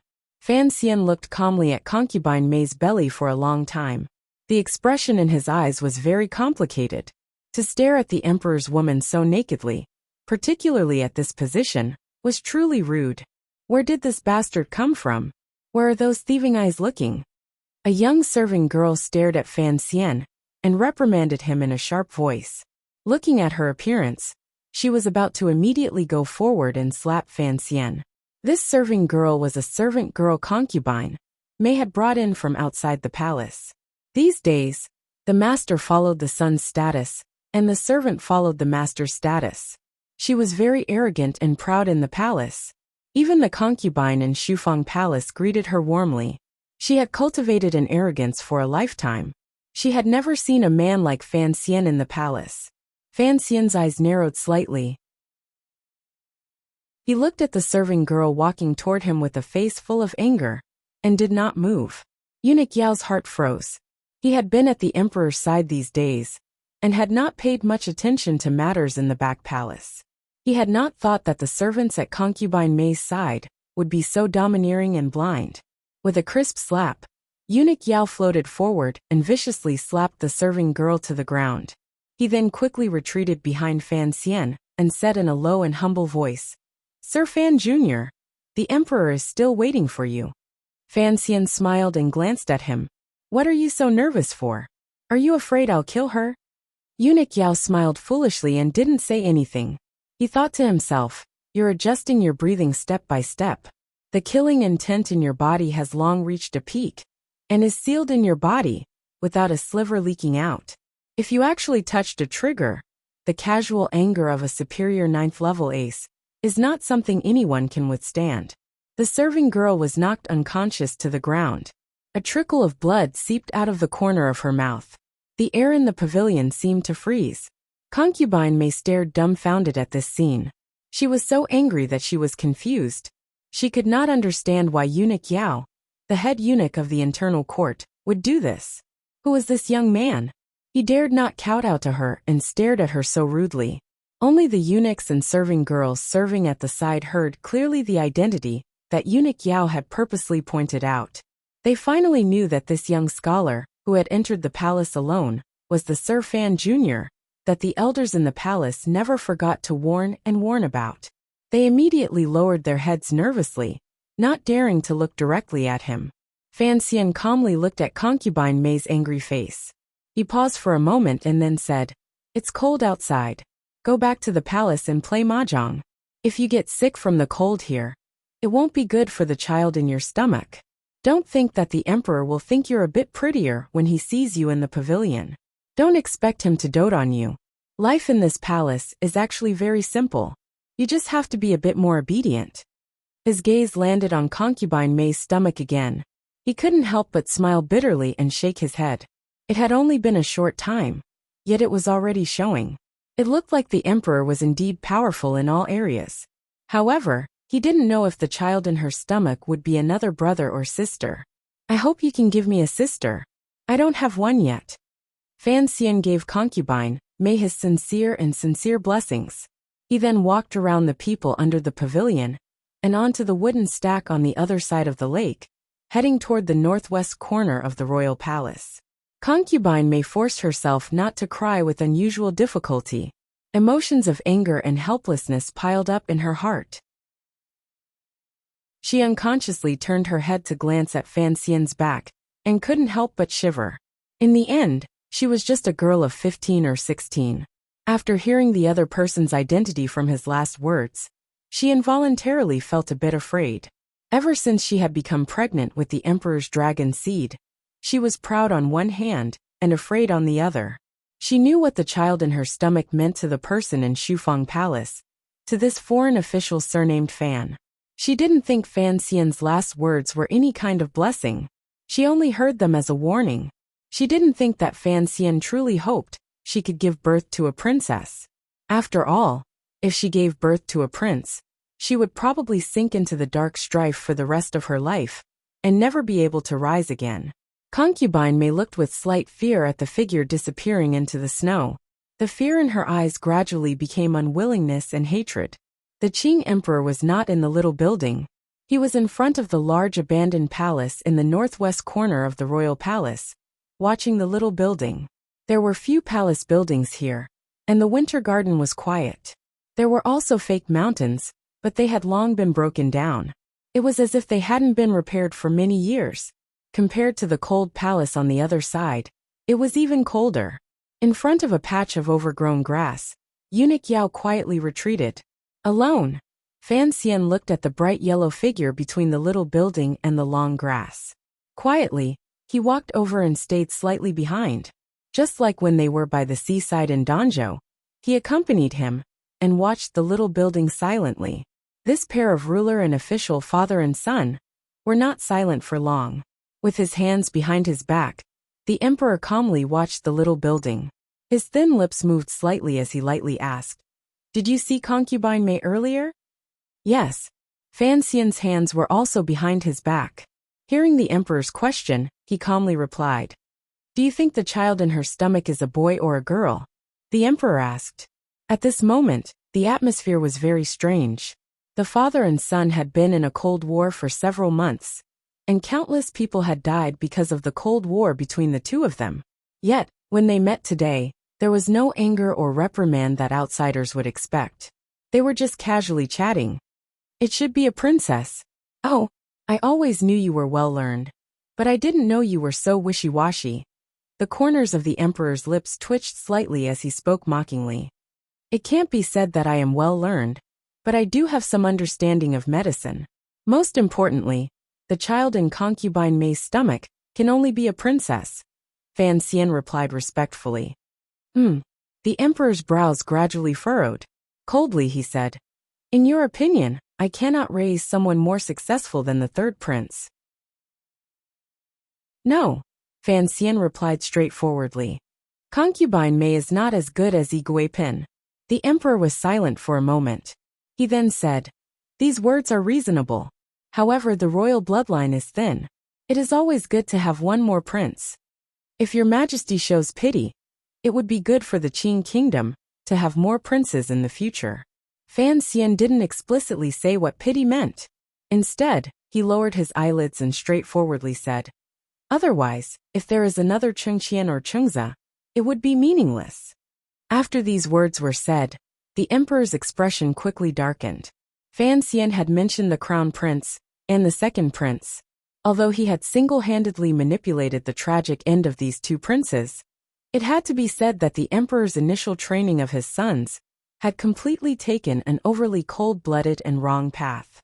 Concerning this, it would be a lie if the gradually aging emperor did not feel a glimmer of emotion in his heart.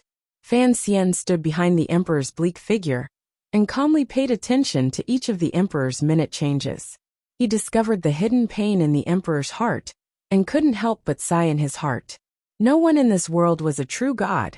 Even someone as powerful as the emperor had gradually walked the path of a normal old man after stepping down from the throne. The Qing emperor's changes these years have been seen by Fan Xian. It was because he knew of this that he had the courage to come to the palace and say these words to the emperor. These words were like knives cutting into the emperor's heart. In the end, the emperor was not his own way. In just a moment, the emperor's face once again became the eternal and unchanging precipice of Dong Mountain. It was as warm as jade on the outside, but in reality, it was craggy and sharp, disdaining the storm. "His own way is dead?" The emperor slowly opened his mouth and asked. "Yes, your majesty. You thought hard in your manner for 7 days and 7 nights. I was wondering what trick you could think of that would move me. I didn't expect that in the end, it would still be such nonsense." The emperor shook his head and said mockingly, "You have truly disappointed me." Fan Xian smiled shamefully and replied, "Your majesty is like Dong Mountain, unaffected by thousands of years of wind and rain. In the end, I am only a commoner. No matter how much I think, I cannot think of a trick to create something out of nothing. A person's imagination is, in the end, limited. Things that do not exist in this world cannot be thought of no matter how much one thinks." These words were spoken with sincerity. They truly came from the bottom of Fan Xian's heart. Faced with the emperor's great talent and strategy, as well as his own strength, it was easier said than done to find a way to defeat him. It was indeed a possibility that did not exist in this world. "I thought for a long time and couldn't think of a way. In the end, I thought it through. Perhaps it is because I have been immersed in the Overwatch Council since I was young that I am used to considering everything thoroughly and only attacking when I am confident." Fan Xian suddenly raised his face. There was a joyous glow on his delicate face. "However, this time is different. I will never be able to find a confident method. Since I will never be able to think of a good method, Then why not use the simplest method? It was the simplest method. 6 simple words, but they contained a deep meaning. What was the simplest method in the world? Naturally, it was to be like a wild beast, using teeth to bite, claws to tear, and carrying out the most primitive and bloody hand-to-hand combat. Fan Xian said these words. This was a breakthrough that came from the bottom of his heart after a defeat. It was a raw and spicy viciousness. It was a kind of reckless energy that he had never displayed before. It was displayed to the fullest. The emperor suddenly calmed down and turned to look at his son calmly. It was as if he was trying to find something different in this familiar face. A moment later, the emperor laughed loudly. There was actually a bit of admiration in his laughter. However, the laughter stopped for a moment. The emperor's voice was particularly cold. To kill an official in front of everyone and disregard the laws of the Qing kingdom. This is the work of the uncivilized, not a hero. Chapter 732. Preposterous people say preposterous things and do preposterous things. On the 7th day of the 1st month in the 11th year of the Qing calendar, Fan Xian ordered his subordinates to assassinate an official on the street and openly kill a scholar of the Hall of Governmental Affairs at the foot of the royal palace. He had truly done something absurd that had not happened in the Qing court in a century. Yet he spoke with assurance, boasting that he was acting by imperial edict and cleansing the emperor's side. It was as if he thought these words could explain his actions. It was truly absurd to the extreme. Even though it was so absurd, unexpectedly, the glimmer of a mocking smile rose to the corners of the emperor's lips. He did not get angry. When did I give you an edict? Understanding the emperor's heart is what I and my subordinates should do, Fan Xian replied calmly. Taking advantage of the fact that the defenses in Jingdo had just passed, and the palace underestimated his influence and ability to summon old subordinates of the Overwatch Council, he was able to advance like a hurricane and kill all of the core members of the He faction in Jingdo. The main reason he was able to achieve this strategic goal was that Fan Xian's actions had been too sudden. It could even be said to be abrupt. It was so sudden that no one, whether it was in the palace or the court, could have predicted it. That was what Fan Xian was thinking. He had to think of a way out after he failed. He had to be the first to kill all of the officials who were staring at him like hunting dogs and refusing to let go. If he killed them thoroughly enough, if they actually failed in the future, perhaps the lives of the officials and subordinates he wanted to protect would be much better. The clap of thunder rang out, but it did not have the possibility of continuing. It was only a matter of an instant. The court would immediately react. Once the Qing kingdom's powerful national machinery operated at full power, and the valiant military power entered Jingdo, Fan Xian's faction's power could only be easily destroyed, particularly in Jingdo. Presumably, the Jingdo garrison had already begun to join forces with the 13 city gate guards to begin the purge operation. The imperial army guarded the palace strictly and would not interfere. But that sight alone was enough. Subordinates loyal to Fan Xian had already begun to sneak into the darkness. For Fan Xian, this was far from enough. He had to find a way for those loyal to him, under the strict Qing law, and the emperor's anger. This was the reason why he was saying these absurd things to the emperor. Scholar He's manor keeps 2 vicious dogs, and has a reputation for being honest. However, his 2 brothers are also known as vicious dogs in the He family's ancestral county. They have taken the land in beauties, and have not been polite to those they should have. The corners of Fan Xian's lips twitched up slightly. As for the matter of selling positions and accepting bribes, although there are no such things, during these 3 years, Scholar He's seemingly old manor, there are dozens more famous paintings from the Wei dynasty. Fan Wujie was one of Cheng Zai's former subordinates. As one of the 8 family generals, although he once left the prince's mansion, he also participated in the rebellion. Scholar knew his identity, but he of emperor. Emperor. He emperor and scholar. Dynasty emperor, emperor prince emperor dynasty. And Scholar He knows this person's identity, yet he secretly tolerates him. I don't know what his intentions are. Fan Xian spoke slowly and calmly. The Overwatch Council had long been investigating He Zhongwei. However, due to the emperor's appearance, These things that they had painstakingly investigated could not be exposed to the light of day. Fan Xian was no longer afraid of anything, particularly since he knew that the emperor in front of him knew these things very well, perhaps even better than him. A month ago, Fan Wujia was attacked by an assassin and almost died. Fan Xian suddenly smiled and gazed at the emperor's profile. The matter of Fan Wujia being silenced had been ordered by the emperor. Fortunately, one of my subordinates happened to pass by and saved him. In the end, he was able to record a statement. That statement should have been sent to the Overwatch Council by now. When He Zhongwei and Sir Ping's widow were being pursued by the Prime Minister's manor, the second prince and Crown Prince Li Hongqing happened to pass by. Now that the person in He Zhongwei's manor had been killed, the shadow also happened to pass by. Life was always like this. What makes me even more curious is that Scholar He is not young, yet he has never taken a wife. He even has a concubine and a servant girl, yet he lives with his widowed aunt. Just as Fan Xian was talking endlessly and enthusiastically describing Scholar He's crimes, the emperor finally coldly opened his mouth. Enough. Sir, he wholeheartedly serves the country. Even if he once offended you, in the end, he died to your hands. Why use such filthy words to frame a dead person? Your Majesty is right. You should know that I know these things. Yes, Your Majesty. However, the people do not know that the Scholar He that Your Majesty wholeheartedly favors is such a person. Fan Xian had already restrained the smile on his face. Calmly and without taking a step back, he said, I have already sent people to search the He Manor. All the accounts, names, and evidence of the crimes have been copied and sent to the Overwatch Council. Presumably, Director Yin will personally send it to the palace before long. As for the original copies, they have already been sent to Dongbua Bookstore and Shishan Bookstore. Perhaps somewhere else. In a few days, everyone under heaven will see this.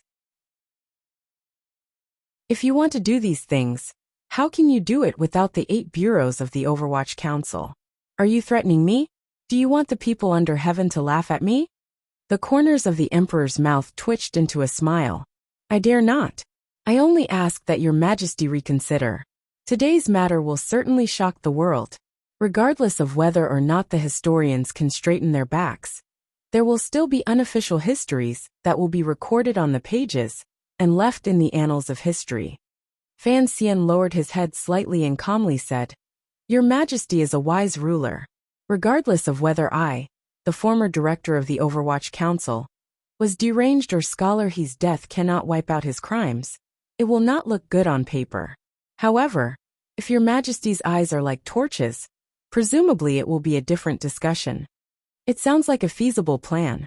If it is really like this, wouldn't the court be ungrateful? The emperor didn't know if he had truly been moved by Fan Xian's words. He looked coldly and mockingly at his son. However, all officials are, in the end, Your Majesty's servants. If a servant dies, then he dies. If he can fulfill Your Majesty's grace after death, it can be considered his glory. Fan Xian's words were harsh. No one knew if he was mocking himself, the officials in court, the already dead Scholar He, or the cold ruler in front of him, who never forgot the word warm and benevolent. The court has its own laws when it does things. Even if He Zhongwei is guilty and deserves to be arrested, he should be imprisoned by a department, interrogated properly, and punished openly. How can he be crudely killed? The emperor said coldly. Perhaps he didn't hear the mockery in Fan Xian's words. The officials who acted out of righteous indignation are guilty. However, in the end, they are acting against the will of heaven. Their crimes can be pardoned. As for me, a deranged thug, naturally, I cannot be pardoned. Fan Xian smiled bitterly. Using my life in exchange for the peace of the world's discussion. Presumably no one will feel that He Zhongwei has suffered a loss. The emperor listened to these seemingly warm, but actually cold words. His expression did not change. He said, However, in the end, I still feel guilty toward Scholar He. The dead are already dead. Fan Xian spat out these 4 words neither lightly nor heavily. Unexpectedly, a disappointed and gloomy expression suddenly rose to the emperor's face. He looked at him calmly. A moment later he said, If the dead are truly dead, why would you enter the palace today? Fan Xian was silent. There was no longer any need to discuss this topic between him and the emperor. The last time he entered the palace, the difference in how his father and the emperor addressed each other had already drawn out this divergence. Now Fan Xian's decisiveness in entering the palace made his intentions for coming even clearer.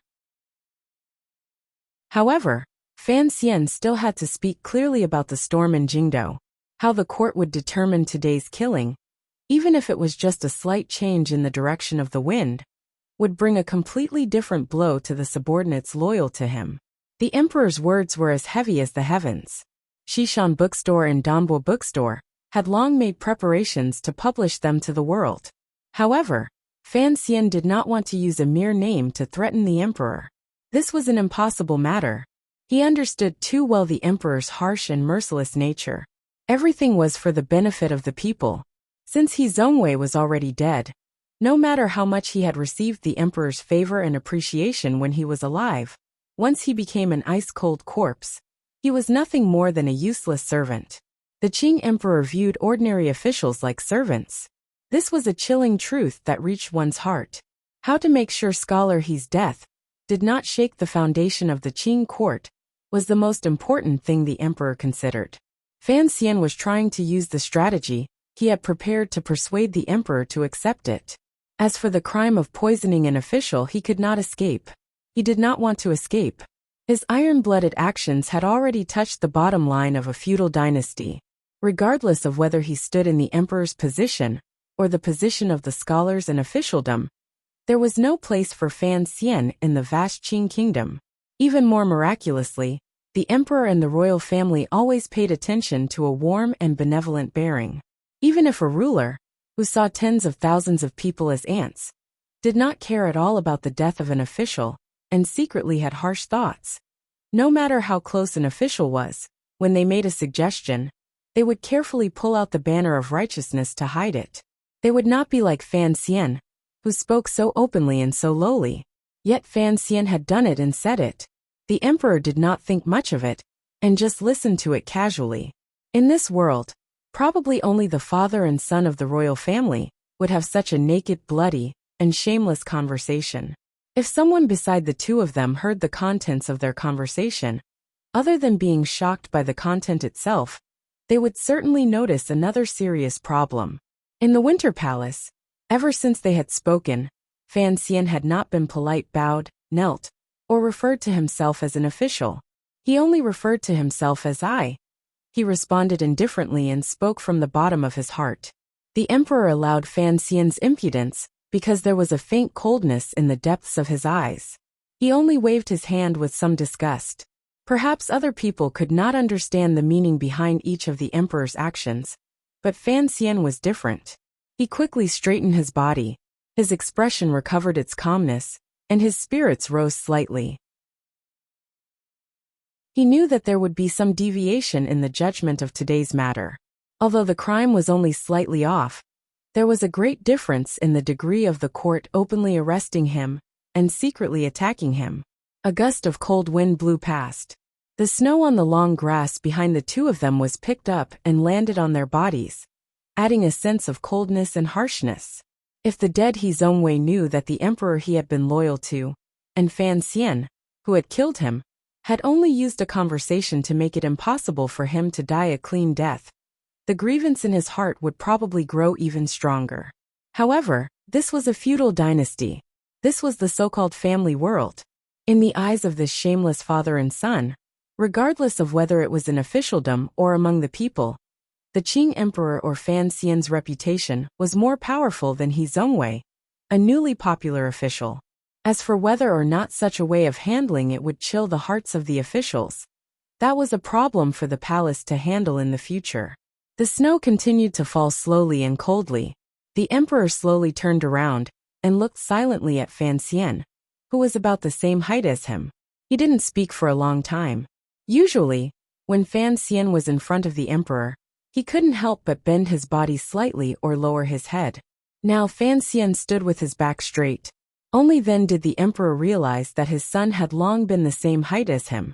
An intimidating coldness and pressure emanated from the man in the bright yellow dragon robe, soldering Fan Xian to the snow and grass. This aura was not purposely emanated. Instead, it moved according to the change in his state of mind and emotions. An incomparably powerful substance borrowed the power to reveal itself. It wanted to affect the surrounding environment. Fan Xian's expression did not change. Calmly and seriously, he breathed in the air amidst the snow. The father and son had talked for a long time. They both knew that this moment would eventually come. Now that He Zhongwei's matter had been resolved, it was time for the matter between the two of them. I am very curious. You have entered the palace alone to face me. What exactly do you have to serve me? The emperor's expression was calm. Very naturally, it was tilted slightly and filled with mockery and disdain. I have nothing to rely on at all. Fan Xian slowly closed his eyes. After a moment of silence, he took a deep breath and bravely opened his eyes. Looking straight at the unfathomable ruler in front of him, he said in a quiet, almost numb voice, I just want to have a fair battle with your majesty. A fair battle? A fair battle? After a slight pause, the emperor found it difficult to suppress his laughter. The laughter was deep and profound, filled with absurdity. It echoed through the royal palace in the depths of winter, waking up countless little creatures hibernating in the frozen earth. The emperor's eyes narrowed slightly. A strange smile flashed through the corners of his clear eyes. In a slightly raspy voice he said, What right do you have for me to ask for fairness? Yes, in front of the emperor, what right did Fan Xian have to ask for fairness? His sister was still in the palace, and his family was still in the capital. Although his subordinates had been impudent today, in the emperor's eyes, they were still a group of ants that could not cause any waves. It was precisely because the emperor was confident and powerful that he did not care about the turmoil in Jingdo. As long as he wanted to, he could easily move an army. Using the power of the world in his hands, he could suppress Fan Xian firmly and make him unable to move at all. The words of fair battle were arrogant, valiant, and childish. The imperial royal palace was not the wild Jianghu. If you wanted to fight, and the emperor disdained to fight you, what could you do? Fan Xian's expression did not change. Calmly and unswervingly, he returned the emperor's gaze and said each word clearly. Qualifications lie in strength. I think I still have the strength to happily seek death. As these words left his mouth, the emperor's eyes narrowed slightly. His deep gaze naturally swept past Fan Xian's shoulder and looked toward the continuous cluster of palaces in the southeast. The palace, which should have been bustling, was incomparably quiet in the snow. There were no sudden noises or strange movements. However, the emperor's heart jumped slightly. He knew that something had gone wrong. Fan Xian had entered the palace alone to seek a quick revenge with blood spilled on the ground. He had long prepared a path of retreat and a bargaining chip to demonstrate his qualifications. If the world was a game of chess, the chessboard placed between the father and son was 7 roads of territory, 3 powers, and countless provinces. The chess pieces were billions of people, endless wealth, and the hearts of the people. Fan Xian's actions, other than valiant, were to take back this chessboard from the world and turn it into the cold soil of the royal palace where his feet stood. He wanted to remove the chess pieces from the chessboard, leaving only himself and the Qing emperor. This was his ruthlessness and decisiveness. Ruthlessness toward himself and decisiveness toward the emperor. In order to make the emperor abandon the chessboard of the world and ensure the safety of the chess pieces, Fan Xian had to have enough bargaining chips to convince him. This included He Zhongwei's death. If Fan Xian did not bring out sufficient proof, then he did not have the right to say these words. The first bargaining chip Fan Xian tossed out was a fire. It was a fire in winter. This fire was burning in a quiet, but heavily guarded room somewhere in the royal palace. A dozen internal court aces, who never cared about worldly affairs, and were only responsible for guarding the things in the room, watched with confusion as the flames gradually spat out from the window. They knew it was over for them. Not long after, the fire in the room was extinguished. However, the files and books inside had already been completely burned, leaving not a single trace behind. The emperor's gaze gazed at the hall in the southeast corner. After a while, black smoke rose. The black smoke dispersed into the snowflakes and disappeared without a trace. His gaze finally gradually became cold and serious. Not many people in the palace know where the palace treasury's records of the technological process are stored. The emperor's gaze did not fall on Fan Xian's face. He only coldly said, "For you to be able to find it and burn it with a fire, it truly surprises me." Fan Xian stood to the side and said, "There are only 2 copies of the palace treasury's technological process. One is in North Min, and the other is in the palace. Since I can burn the one in the palace, I can also burn the one in North Min regardless of whether Su Wenmao is dead or not. I trust that your majesty understands that I have the power to do all of this in Jiangnan and the palace treasury." Finishing these words, Fan Xian looked at the emperor's expressionless face and sighed in his heart. The palace treasury was the foundation of the Qing kingdom. Suddenly hearing that the foundation had been damaged, the emperor remained as calm as usual. Such a realm of bearing was truly extraordinary. How could he, a mortal, resist it?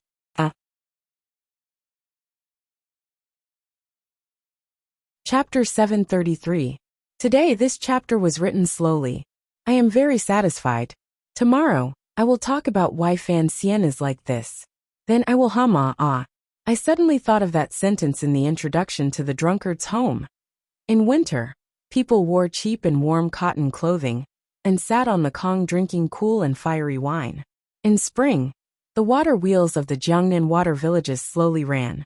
The seemingly unremarkable water conservancy facilities were silently displaying their effects. In summer, large leaf fans fanned the cool breeze in the homes of the wealthy. All sorts of carriages and ships left the various workshops to deliver goods into the hands of those who needed them. The basic water conservancy facilities throughout the Qing kingdom's fields, the glass and porcelain in every home, and the atmosphere in every space. They were all related to the palace treasury. The palace treasury was not just the 3 large workshops in North Min. It was spread throughout the entire Qing kingdom, such as the Xishan bookstore and other fringe industries. The production of the palace treasury was not only related to military equipment and other large industries related to the fate of the country and the people's lives. It also included small things related to the lives of the people. These small things floated to the other end of the ocean and scattered into the world. They appeared unremarkable, but they successfully helped the Qing kingdom amass a stunning amount of wealth. The palace treasury helped the Qing kingdom create the equipment and military equipment needed for a mighty army. The warships of the 3 naval divisions also used this endless wealth to support the food and fodder that the Qing kingdom needed to expand its borders. More importantly, the Qing emperor needed this wealth to stabilize the people's lives and maintain the effective operation of the court's officialdom system. Perhaps the hundreds of millions of people of the Qing kingdom had long become accustomed to the palace treasury in their lives, so much so that it had become natural. They had gradually forgotten the importance of the palace treasury, or at least underestimated its importance. The Qing emperor would not. Any official with a brain in the Qing kingdom would not. The northern Qi court, which had always drooled over the palace treasury, would even less so. Otherwise, the Qing kingdom would not have gathered its elites in North Min and set up even tighter security around the 3 workshops than in Jingdo. All of this was to prevent the secrets of the palace treasury's workmanship from leaking out. The fire in the royal palace clearly indicated to the Qing emperor that the Qing kingdom's greatest secret was not a secret to Fan Xian. It was even a bargaining chip that he could play with as he pleased in his hands. Once the palace treasury's processes were completely destroyed, the old craftsman died, and the 3 workshops were destroyed, the foundation of the Qing kingdom would receive a destructive blow. However, the emperor's cold face showed that he was not worried that the palace treasury would be destroyed by Fan Xian. He knew that Fan Xian also cared about the palace treasury and would not tear apart this treasure of the world. He believed that Fan Xian was acting in Jiangnan right now and destroying the palace treasury's production process.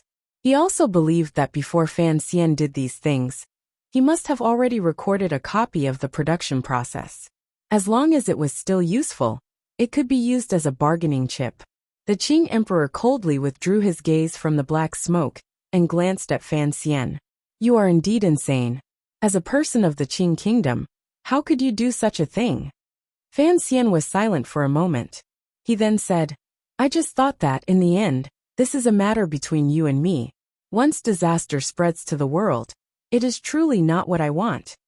These words were very clear. The emperor controlled the world. If Fan Xian did not hold enough bargaining chips in his hands that he cared about, how could the emperor's heart be completely restrained and only limit the battle to the royal palace? He had enough methods to deal with the people attached to Fan Xian. However, Fan Xian wanted to force the emperor not to act against those people. This seemed to be a very childish request, as if it was just playing house. Your Majesty, I am about to rebel. If my rebellion fails, please don't make things difficult for my subordinates. There was a death-like silence in the palace. Fan Xian, who had made this suggestion, and the calm emperor did not treat this as a game. Fan Xian did indeed have a powerful weapon in his hands that could harm the foundation of the Qing kingdom. The emperor was not someone who could be threatened. Even if Fan Xian held the most important weapon in the palace treasury in his hands, he glanced at Fan Xian coldly and said, Continue. Fan Xian bowed with great sincerity and said, Your Majesty is brimming with talent. Presently, the Qing kingdom's national treasury is full. The people's morale is usable, and the armored soldiers are brave. Although famous generals have fallen, looking at Yuan, it can be seen that within the ranks, the Qing kingdom has many talented people. Even if the palace treasury is destroyed in my hands, it will not completely collapse in a short time. Given your Majesty's abilities, no matter how determined the Northern Qi Emperor and Shang Shanhu are to resist, the Qing kingdom will send an army north and sweep across the lands like tigers and wolves. In your Majesty's lifetime, we will certainly be able to realize our grand wish of unifying the world. No one can stop this process. Even if I hold the most important part of the palace treasury, I have to admit that this cannot threaten you. You can completely ignore all of this. Fan Xian lowered his head and calmly said each word. However, your Majesty's vision is vast. How can it be limited to a moment or a place? He raised his head and calmly looked into the Qing Emperor's eyes. Your Majesty wants to unify the world, build a large empire, end the endless wars on this land, and fight for a peaceful future for millions of people. You want to leave behind the heroic name of an emperor through the ages in the annals of history. Thus, what you seek is for the Qing kingdom to unify the world for thousands of generations. If you are alive and swallow up Northern Qi and Dongyi, use the power of iron and blood to suppress the resistance, and use your genius and wisdom to win over the hearts of the people, you will be able to confirm the unification of the world. However, what if you die? The corners of Fan Xian's lips twitched slightly. There will not be another emperor in the world. Where would the Qing court, which had just swallowed up the world, find another talented ruler? Northern Qi's territory was vast, and it produced talents in large numbers. It inherited the spirit of the Wei kingdom, and had always considered itself to be the rightful ruler. If no one could suppress it, and the millions of foreign people rose up in rebellion, who could stop them? Just based on the Qing kingdom's mighty armies killing people everywhere? The initially united world would probably sink into the flames of war again. At that time, it would be difficult to say whether or not the Qing kingdom would be able to guarantee the unification of its territory. I'm afraid that the people would rise up in rebellion. The Qing kingdom and Jingdo would also be in danger. Your Majesty is well read in the history books. You know that using iron and blood to control people will not last long. There was once a plan for the first emperor to kill everyone under heaven, but in the end, he died in his second life. During these 3 years, thinking of your Majesty's grand plans, you have to rely on the endless flow of the palace treasury to ensure that the central Qing court has an absolute advantage in national power over the newly annexed lands and intimidate the remnant people of the new lands. Using the advantage in national power to exchange for time, using the name of communication to exchange for the power of integration, through many generations, the previous court will be forgotten, and the hearts of the new people will return. Only then will there be true unification. However, if the palace treasury is destroyed, who will ensure that the Qing kingdom will always have an advantage in national power and military power? If you are alive, none of this will fundamentally change. If you are dead, and there is no palace treasury, who will maintain the structure of this land? People will always die. Fan Xian calmly looked into the emperor's eyes. Fan Xian looked calmly into the emperor's eyes and said, "Even someone like you cannot escape birth, old age, sickness and death. Looking at the courts planning these 3 years, you have also been thinking about the future. You are a very confident person, and have the right to be confident. You do not think that the Northern Qi Emperor and Shangshan who will be able to stand against your determination to sweep through the world," Fan Xian said calmly. "Today, even if there is no palace treasury, you will still be able to complete the grand plans you have worked so hard for decades. What you want is not for a world of incomparable glory to blossom, and then for the Qing kingdom to fall in the storm of resistance. The history books are always written by the victors. After unifying the world, if the Qing kingdom cannot last for tens of thousands of generations, if you are as great as yourself in the annals of history, you will only be able to leave behind a name of ruthlessness and short-sightedness." Fan Xian smiled slightly. "You want the Qing kingdom to last for tens of thousands of generations, so you need the palace treasury in my hands. What can you promise me?" The emperor suddenly laughed. There was a sense of gratification in his laughter. It was clear that this unfathomable emperor was very happy with his favorite son. Every word and sentence was close to his true feelings that others rarely got close to. It was close to his grand intentions. "If I die, the recording of the process will be returned to the court, and the destructive work in North Min will immediately stop. As you know, I always have some rather loyal subordinates," Fan Xian replied sincerely. He did not say defeat because he had entered the palace alone and turned the royal palace into a battlefield. Whoever lost would die. Where was there a second path? As he spoke, Fan Xian turned around and stood side by side with the emperor. As he spoke, Fan Xian turned around and stood side by side with the emperor.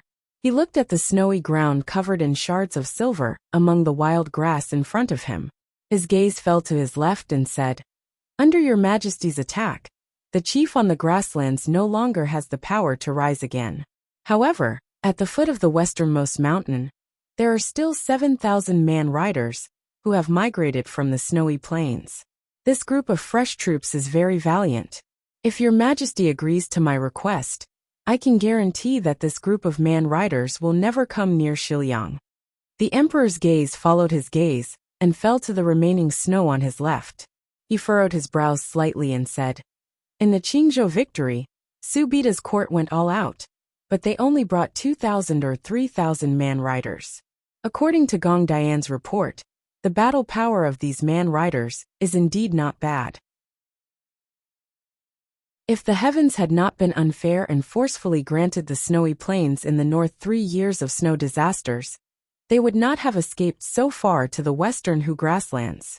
Looking at it this way, Shangshan Hu's ability to resist the man at the northern gate for so many years is truly impressive. However, in the end, there are too few of them. They won't be able to affect the situation." The emperor's brows relaxed and he coldly shook his head. It was clear he was not willing to accept Fan Xian's bargaining chip. "We are talking about a matter that will last for thousands of generations." It was clear that Fan Xian's tone was very frivolous. He even said the words "we" in such a rebellious manner. He smiled and said, "There are 7,000 young men, but they are very cultured. There are also many women. Additionally, she who has suffered heavy losses. This group of northern man riders will certainly become an important power on the grasslands. If they want to go to various tribes to capture Hu women, who can stop them? As you know, the Hu people are very fertile. At most in a decade or two, this tribe will be very impressive.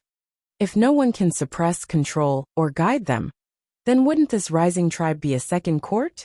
Fan Xian looked at the snow-covered ground to his left and shook his head. "The people of Shiliang Road are very wretched. Are they going to endure for another few decades?"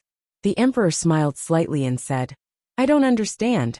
Your subordinates in Shiliang Road and the grasslands have been pretty much all killed by me. What power do you still have to influence those man people?" "Songji Xianling," Fan Xian said with a smile. "Although she is the daughter of an old royal family, and has a noble status, she doesn't have much practical use in commanding. However, her status is still here. Furthermore, her status is very high on the grasslands. She is also very powerful, and can already gather most of the man-people's power. As long as you control her, it is the same as controlling these man-people. Are you saying that if you can control her, then I can't control her, and the court can't control her? The emperor asked mockingly. Fan Xian sighed and said, Songji Xianling is Haiteng Duo. She is my woman. Of course, only I can control her. The emperor was slightly startled. After a moment of silence, he finally couldn't resist smiling. He shook his head and didn't say anything more. His gaze landed directly on the southeast corner of the snow-covered ground in front of the two of them. The emperor pointed in that direction and said, You brought back the palace treasury process with both hands. Is there anything else? Jiangnan will not fall into chaos, because I have already thrown it into chaos first. The loyalty of your subordinates to you has truly surprised me. However, Xia Qifei won't be able to jump around for 2 days. Even if Su Wenmao hid people in the palace treasury, he won't be able to do it himself. I have also moved Cheng Jialan back. Ren Boan's brother has also been moved back from the army of the 3 large workshops.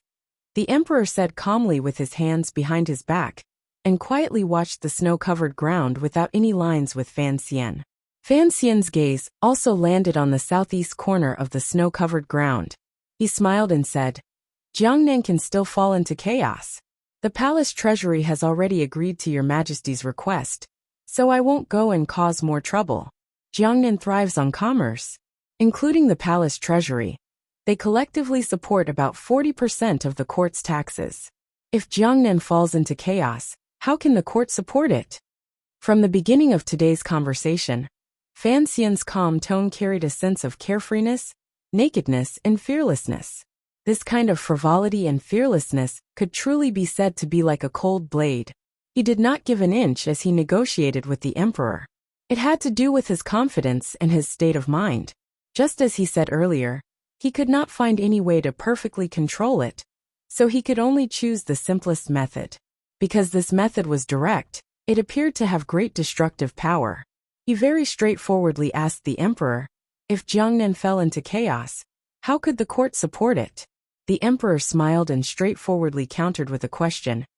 If I directly kill all your people, how will Jiangnan fall into chaos? I have Zhaoshang Money House. Fan Xian replied calmly. Jiangnan thrives on commerce. The most fatal part is the exchange of silver in circulation. Zhaoshang Money House has been in Jiangnan for many years and secretly controls some of the businesses of the Ming, Sun, and Xiong families. Once the money house makes a move, it will not be difficult for Jiangnan to fall into chaos. A lot of Zhaoshang's silver has long been moved away. The emperor glanced at Fan Xian with slight mockery, and did not directly expose the astonishing amount of silver. He returned to the northern Qi royal family and said, It's just some paper. With a wave of my pen, what does it matter? You can't say it like that. After all, Xuanzhou has not yet achieved its intended use. The transfer of the ocean ships is still handled in Dongyi. Fan Xian did not back down and straightforwardly said, Silver notes and promissory notes are all paper. With a wave of the emperor's pen, they are all invalid? Then, without Zhaoshang Money House doing anything else, Jiangnan will probably fall into chaos first. The emperor did not understand business, and Fan Xian did not understand much about it either. No one had an accurate grasp of just how much Jiangnan's business activities relied on the embryonic and undeveloped financial credit system. Fan Xian believed that everything in the world had its own rules, particularly the business activities that Jiangnan had operated for over 100 years. If the emperor truly did that, Jiangnan would certainly fall into chaos first. The Qing emperor, and he did not understand business, but it did not mean that the officials in court and Fan Xian's subordinates did not understand. Before this, they had all done their homework. Fan Xian only knew that a very important part of business was liquid capital. It was like the blood flowing through the veins. If the money house was truly overturned, and the blood in the veins dried up, business activities would certainly become abnormally difficult and dry. I have taken Hua Garden back from Yang Jimei's hands, the emperor reminded coldly. This emperor could actually be said to be a truly wise ruler. He did not understand the business operations of Jiangnan, but that did not mean he would rely on the emperor's authority to do things blindly. He left professional matters to professional officials to operate. He knew that Zhaoshang Money House in Fan Xian's hands had the power to shake the Jiangnan business map. Thus, last autumn, when the first chaos rose in Jiangnan, the court was already prepared. In the entire world, the ones with the most silver and the least need to rely on money houses to carry out transactions were the large and small salt merchants in Jiangnan. Yang Jimei, whom the emperor had mentioned earlier, was one of the largest salt merchants in Jiangnan. The court had long been wary of money houses taking silver. By bringing the salt merchants into this system, they had their eyes on the salt merchants' stash of real gold and silver from all over the world. Although it would be difficult to reconstruct an exchange system, at least it wouldn't be completely controlled by Fan Xian. Just being a salt merchant is not enough, Fan Xian said with slightly lowered eyelids. I still have Taiping in my hands. Taiping Money House, the foremost money house in the world. No one knew how many years it had been in business, and how many people's daily lives it could affect. This money house had always been in Dongyi.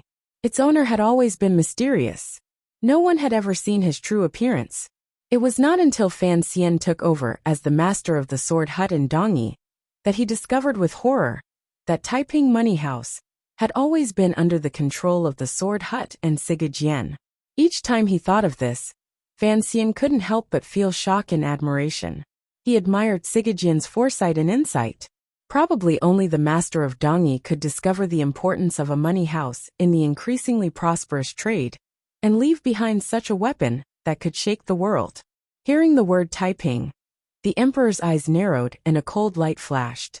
It was clear that, just like when Fan Xian first learned of this secret, the emperor also felt a chill. Taiping Money House was left to me by Sigejian, Fan Xian added quietly. The emperor suddenly laughed. His laughter was filled with absurdity. It was probably because he had suddenly discovered that all of his enemies worthy of respect in this world had given the last method to defeat him to his favorite son. This absurd reality made even this seemingly cold and emotionless emperor's heart waver slightly. Your Majesty, let's look at Dongyi again. Fan Xian's gaze moved up from the bottom right corner of the snowy land to the center of the lonely snowy land. There was a pile of weeds there. It looked like the East Sea in the summer, full of mountain-like waves that pierced through the sky. The emperor's smile gradually faded. His expression became calm and warm. There is no need to discuss Dongyi. However, the dozen kids in the sword hut are a bit troublesome. In the end, they are not a match for an army. A 9th-level ace is completely useless in construction. If they want to cause destruction, they are always good at it. For example, they can carry out assassinations and cause destruction in the heart of the Qing kingdom. Fan Xian's gaze looked faintly to the right of the snowy land. The emperor in his questions and answers continued. Snowflakes continued to fall in the winter palace. Some landed on the strange father and son pair. Some landed on the snowy ground in front of them, and on the weeds. There were no lines on this vast expanse of snowy land. There were no borders, no separation between snowy mountains and green grasslands. There wasn't even a shape. However, the Qing emperor and Fan Xian looked at this silent and cold snowy land and talked about the world. Their gazes fell on the grassland to their left, Dongyi to their right, Jiangnan to their right, and Deqi's territory to the north. Their gazes fell a little further ahead. Wherever they looked, that was the world. The snowflakes gradually grew larger. Curling and dancing in the air in the broken palace, they gradually accumulated thicker. The green clothes Fan Xian wore, and the emperor's bright yellow dragon robe began to turn white. The snowy ground in front of the two of them was also covered in a thick layer of snow. There were no longer any traces of grass or land. It was just like the world, a vast expanse of white. It was truly clean. In their eyes, how could it be divided by man? I have the power to make the world fall into chaos. Even if I die now, I can make your Majesty's grand plan become this snow. When the sun rises, it will melt into water, and it will never come true again. Fan Xian stuck out his tongue and licked his dry lips. He had spoken too much today. His mouth was dry. Seriously, he said to the emperor. Thus, I request a fair battle with your majesty. What is fair? The emperor asked with narrowed eyes. Please, your majesty, let Ruoro out of the palace. I only have this sister. Please, your majesty, allow one and my pitiful family to return to Danzhou to live. I only have this family. Please, your majesty, be lenient and don't carry out a purge after my death. The officials and subordinates loyal to me are actually all useful. Fan Xian paused and then smiled bitterly. If I die, they will no longer have any reason to resist the court. Please, your majesty, believe this. The world had already shrunk into a small piece of snowy land in front of the ruler and official. The battlefield of beacons had become this quiet royal palace. Fan Xian had done so much and said so much. It seemed that he only wanted to do his best to control the split between father and son to a small area, and give those who had been dragged into this matter a way out.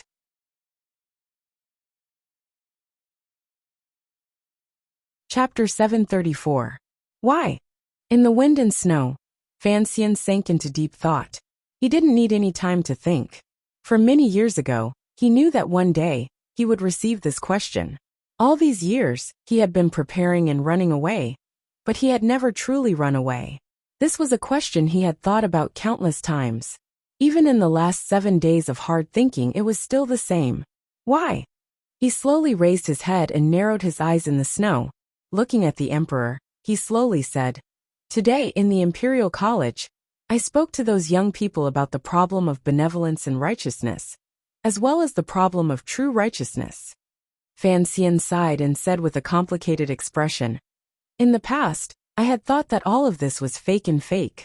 However, after all these years, I have everything an official should have and shouldn't have. Only now do I realize that other than those so-called standards, there is nothing else in the world that can make your life more real. The emperor looked at him lightly. His thin lips opened slightly. In an icy voice, he repeated what Fan Xian had said in the Imperial College this morning. I have no regrets. Since ancient times, those with lofty ideals who believed in righteousness under heaven should not be moved by success or failure. Fan Xian's words to the young people in the Imperial College in the morning clearly made who the scholar feel the murderous intent and determination hidden between the lines. Who the scholar entered the palace in fear, and recounted the scene in the Imperial College to the emperor. The emperor was able to recite Fan Xian's words. Fan Xian also felt a glimmer of surprise. He smiled bitterly and said, I am not the kind of person who sees righteousness as the principle of life. I am also not a saint whose morals are supreme. In my bones, I am still a person who, other than loving and respecting myself, is nothing. This is probably something hidden in my bones, something that I have hidden and sealed away for over 20 years. Fan Xian looked at the emperor and said seriously, I want to live this life to the fullest. I want to live wantonly. I want to live to the fullest and without regrets. Thus, I need to have a clear conscience. If I continue like this, the things buried in my bones will make it impossible for me to have a clear conscience for the rest of my life. The prosperity and power of this world can make one blind and deaf, but I still cannot pretend that I don't know and have never heard of the things that happened back then, and what happened this autumn. A faint sorrow rose to Fan Xian's face. He slowly said, Qin Pingping returned to the capital to ask the emperor a question, but I don't need to ask. I only know that these things are unfair. Furthermore, this unfairness is inflicted on those who love me, and those I love. If there was no me in the world, there would be no me who bravely walked in front of the emperor like today. Where would those people who have already passed go to find fairness? They should not be forgotten by this world. The injustice they have suffered must be redeemed through some method, Fan Xian said as he looked at the emperor. This is your responsibility as well as my duty. The emperor heard Fan Xian's words, which came from his heart, and was silent for a long time. In an icy voice he slowly asked, Why don't you ask me what exactly happened back then? Why don't you ask me?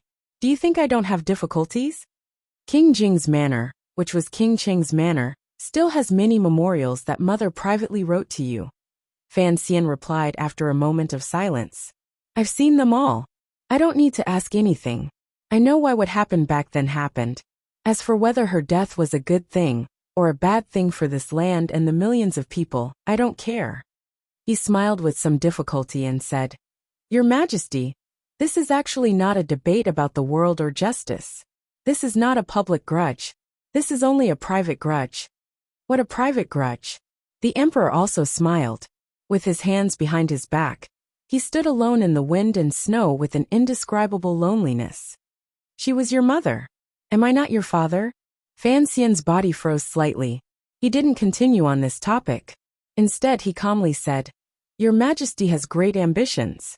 You are walking on the path you think is correct. In my opinion, no matter how great, glorious, and correct a goal is, if it is done through despicable methods, it is not worthy of respect.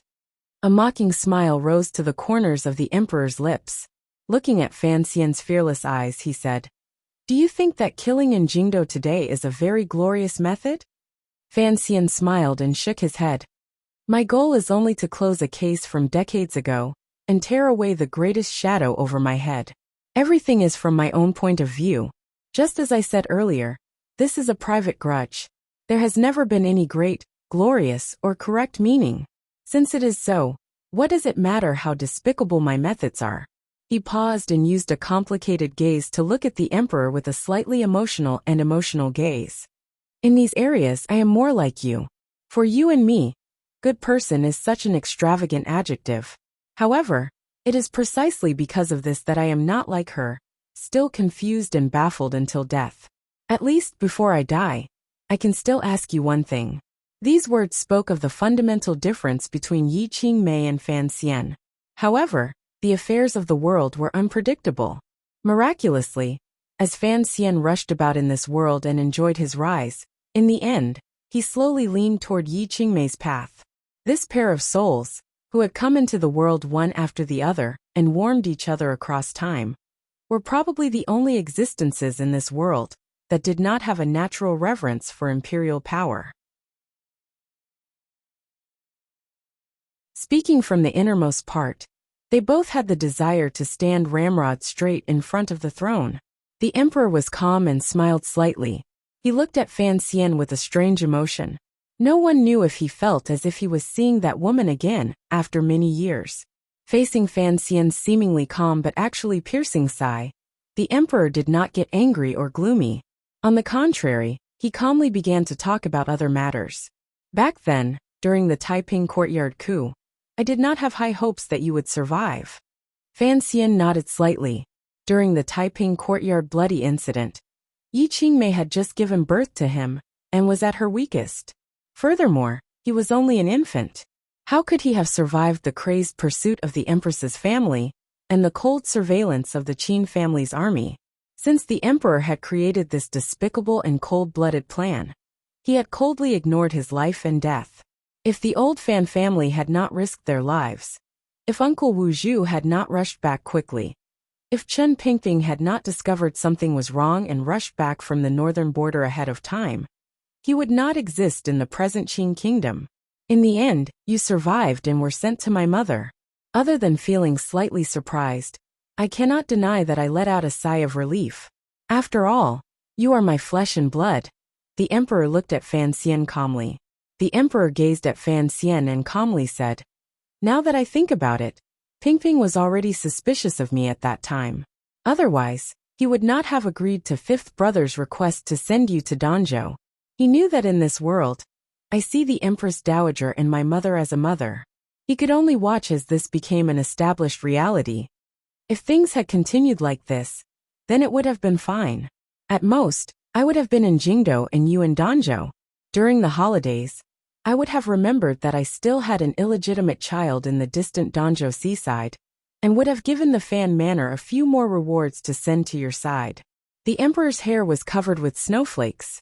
For a moment, it was impossible to tell if it was snow or snow-like hair. His entire person was gradually taking on a kind of old age. However, Chen Pingping did not seem to think this way. When you were 4, he sent Fei Jie to your side, and secretly transferred a group of Overwatch Council spies to my mother to use. He entered the palace to tell me about this matter. I had originally thought that his actions were superfluous. The emperor's brows furrowed. It was as if he was recalling the events of the past dozen years. However, when you were 12, you were attacked by an assassin. The emperor glanced at Fan Xian and shook his head. During those years in Danzhou, presumably you didn't know that news from Danzhou was sent all the way to Qin Pingping's desk through the Overwatch Council. That old cripple took out an even stronger passion than when he was managing council affairs, and frequently entered the palace to tell me your every move. You flirted with the serving girls in Danzhou. You climbed onto the rooftops and made a racket. You began to personally cook for my mother. The unusually dangerous tyrannical zhenqi that you cultivated in your body. A strange smile rose to the emperor's face. I knew your every move, even more so than my sons in Jingdou. Thus, although you were far away in Danzhou, I seemed to have gotten used to you being by my side. Then you came to Jingdou and came to my side. In the Qing temple, in the tea shop outside the courtyard. The emperor glanced at Fan Xian. His smile gradually faded. You entered the Overwatch Council. You went to the Hanging Temple. You accompanied me into the little building. You were sent by me to Jiangnan. I have to admit that you are my son, and the one I love the most. Your mother once said that love is a habit. I've gotten used to your existence when you were young. The emperor suddenly raised his head to gaze at the snowy sky. No one knew who he was looking at. He suddenly nodded and said, however, my favorite son is not willing to be my son. At this time, he is still standing in front of me to challenge my authority and find justice for what happened in the past. He lowered his head and looked at Fan Xian coldly. There is no victory or defeat between you and me, father and son. Thinking about it carefully until now, in the end, it is still Qin Pingping who has won. Fan Xian understood these words, so he sank into silence. Since you are not a benevolent and righteous person who thinks about the world, since you only seek to resolve a personal grudge, and not for justice, then I do not understand your choice today. The emperor did not give Fan Xian more of a feeling that he was more like a relative, and directly opened his mouth to question him. Since it was just for a personal grudge, since it was just to seek a straightforward justice, why did Fan Xian earlier treat the snowy ground as the world, and lay out the facts and reason with the emperor? Why did he throw out so many bargaining chips, just to keep the battle within the royal palace, and the enemy side limited to father and son? There was never any kindness to speak of in revenge. The Qing kingdom and the world could all be Fan Xian's weapons. Fan Xian was silent for a moment and then said, I thought about it in the manner for 7 days. He smiled and continued, the so-called seclusion was all a lie. Being locked in a room for 7 days and 7 nights would drive someone crazy. I also wanted to eat and get some air. His expression gradually softened and calmed. Late at night, when Wan and the others were asleep, I would sneak out of the room alone with an unlined garment draped over my shoulders. Like a wandering spirit, I would wander through the manor's garden. During those days, there was continuous snow in Tianjin, and the nights were very cold. The old women who looked after the garden all hid in a corner room to drink. No one noticed me. I just wandered and wandered and wandered alone. Fan Xian looked at the emperor and opened his eyes wide. Very seriously, he said, only now did I realize that the Fan Manor's garden was actually so big. Usually, I've been so busy with government affairs and scheming that I almost forgot what my own garden looked like. It was not until these 7 days that I noticed that the Fan Manor's garden was actually larger than Jiangnan's Hua Garden. I don't know how many manors there are on that street in the south of the city, and how much space they take up, Fan Xian said seriously. There is also the food and clothing that are usually unremarkable. In my eyes, they are very common things. In reality, for those common people, they are all luxurious pleasures. He pointed at the royal palace in the snow and said, of course, the largest garden is still this royal palace. In the past few years, while I was living my own little life, I also helped out the lives of the common people. Regardless of whether it was the palace treasury, the Riverworks Yamen, or the Hangzhou conference, I have gained some reputation. I had thought that I was helping them, But I suddenly understood that it was actually them providing for us. Fan Xian's expression was calm. Looking at the emperor, he said, "Since that is so, what right do I have to ask for gratitude from them? I am not a saint. I have all kinds of shortcomings. It is just that the better ones these years have been hypocritically hidden. If I ask myself honestly, in the end, I still love the Qing kingdom. No matter how bad this country is, under the emperor's rule, the people live relatively happily. There is the palace treasury and the Overwatch Council. If I don't mess around, at least these good days can be lived for a few more decades. As I said earlier, I am not even worthy of a heart of gratitude. Then, what right do I have to harm them, just because of my own personal grudge? Throwing the world into turmoil, killing and burning everywhere, causing the world to fall apart, and causing them to suffer wretchedly, would I be happy? If I choose that path for the sake of revenge, putting aside what that old cripple in heaven would think, I think Mother would not be happy.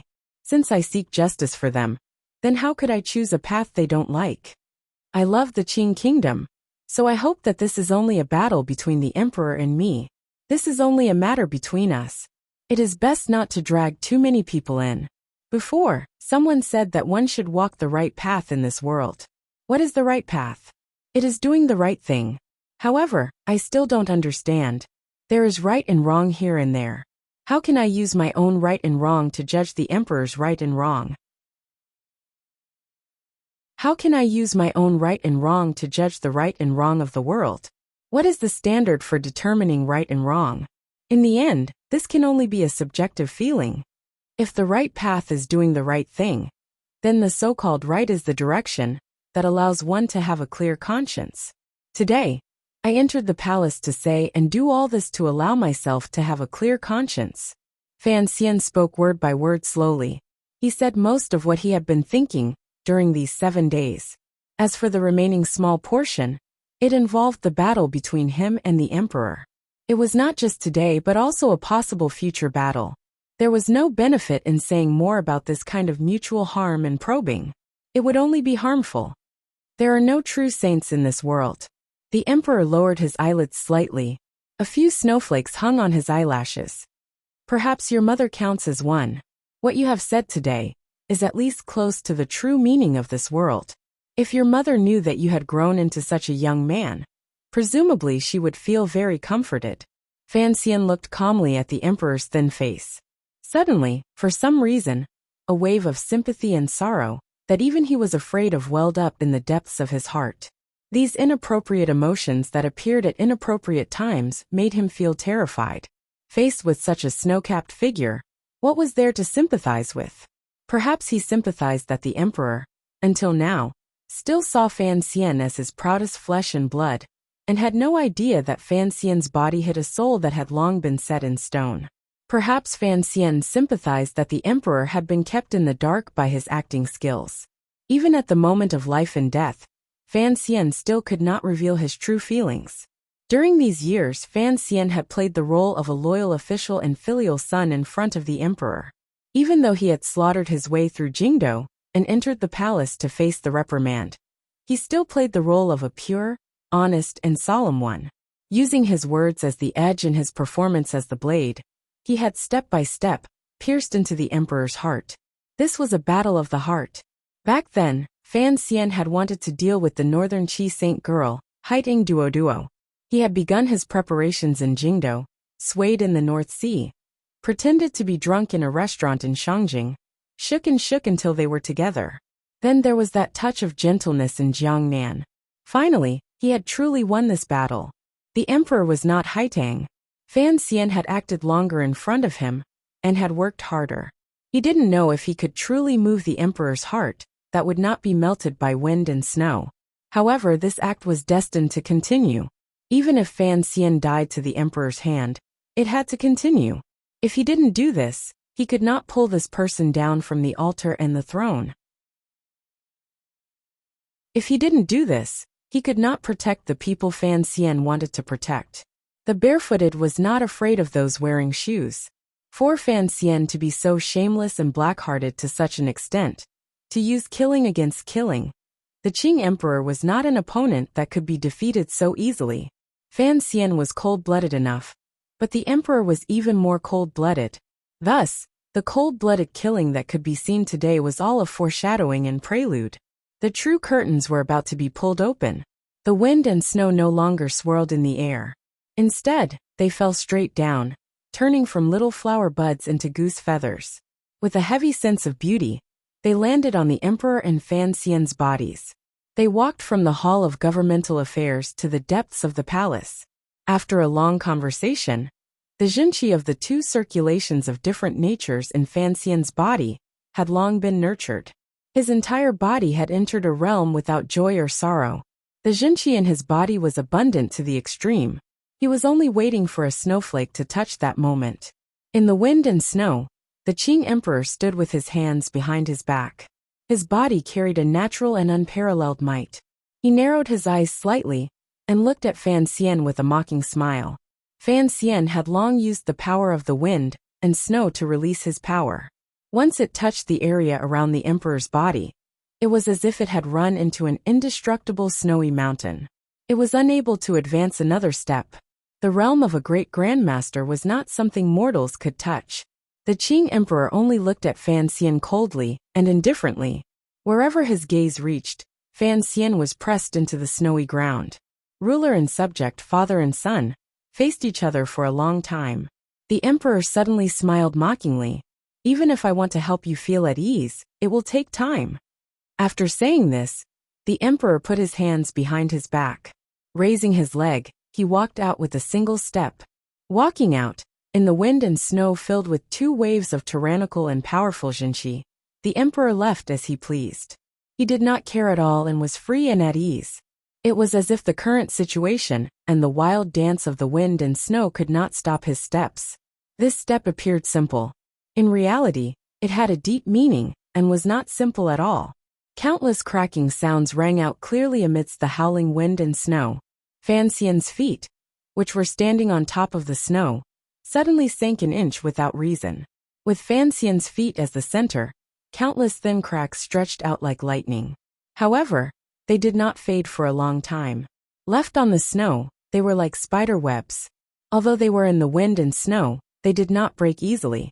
These thin cracks extended far and wide, and actually clearly revealed the black soil underneath. It looked like an indescribable rune that had a wonderful sense of beauty. Fan Xian stood alone in the middle of these cracks. He was silent for a long time. His expression was calm and cold. He had exerted all his power, but he could not stop the emperor from taking a single step. With that step, the emperor easily walked out. It was as if he was no longer in this world. He suddenly thought of Uncle Wu Zhu's words on the cliff in Danzhou. Take off your clothes and go. The emperor's step earlier had already perfectly reached the perfect realm of this saying. Not only had he thrown away his broken body, he had long walked out of this place. However, Fan Xian did not feel any despair or disappointment. He knew that he was facing the only great grandmaster left in this land.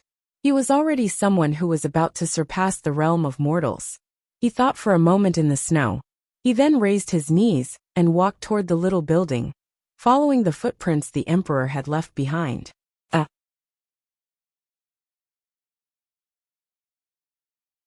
Chapter 735. I heard that some friends don't like the dialogue in these chapters. I'm sorry, the beginning of this chapter is still dialogue.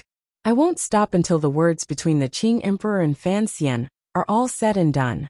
I've written this story for a year and a half.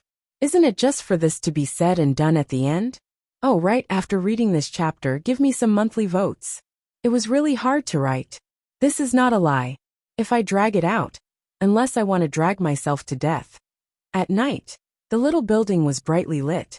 Numerous eunuchs and serving girls surged in from all over the abandoned garden like magic. All kinds of dishes, fruit trays, and pots flowed into the pavilion.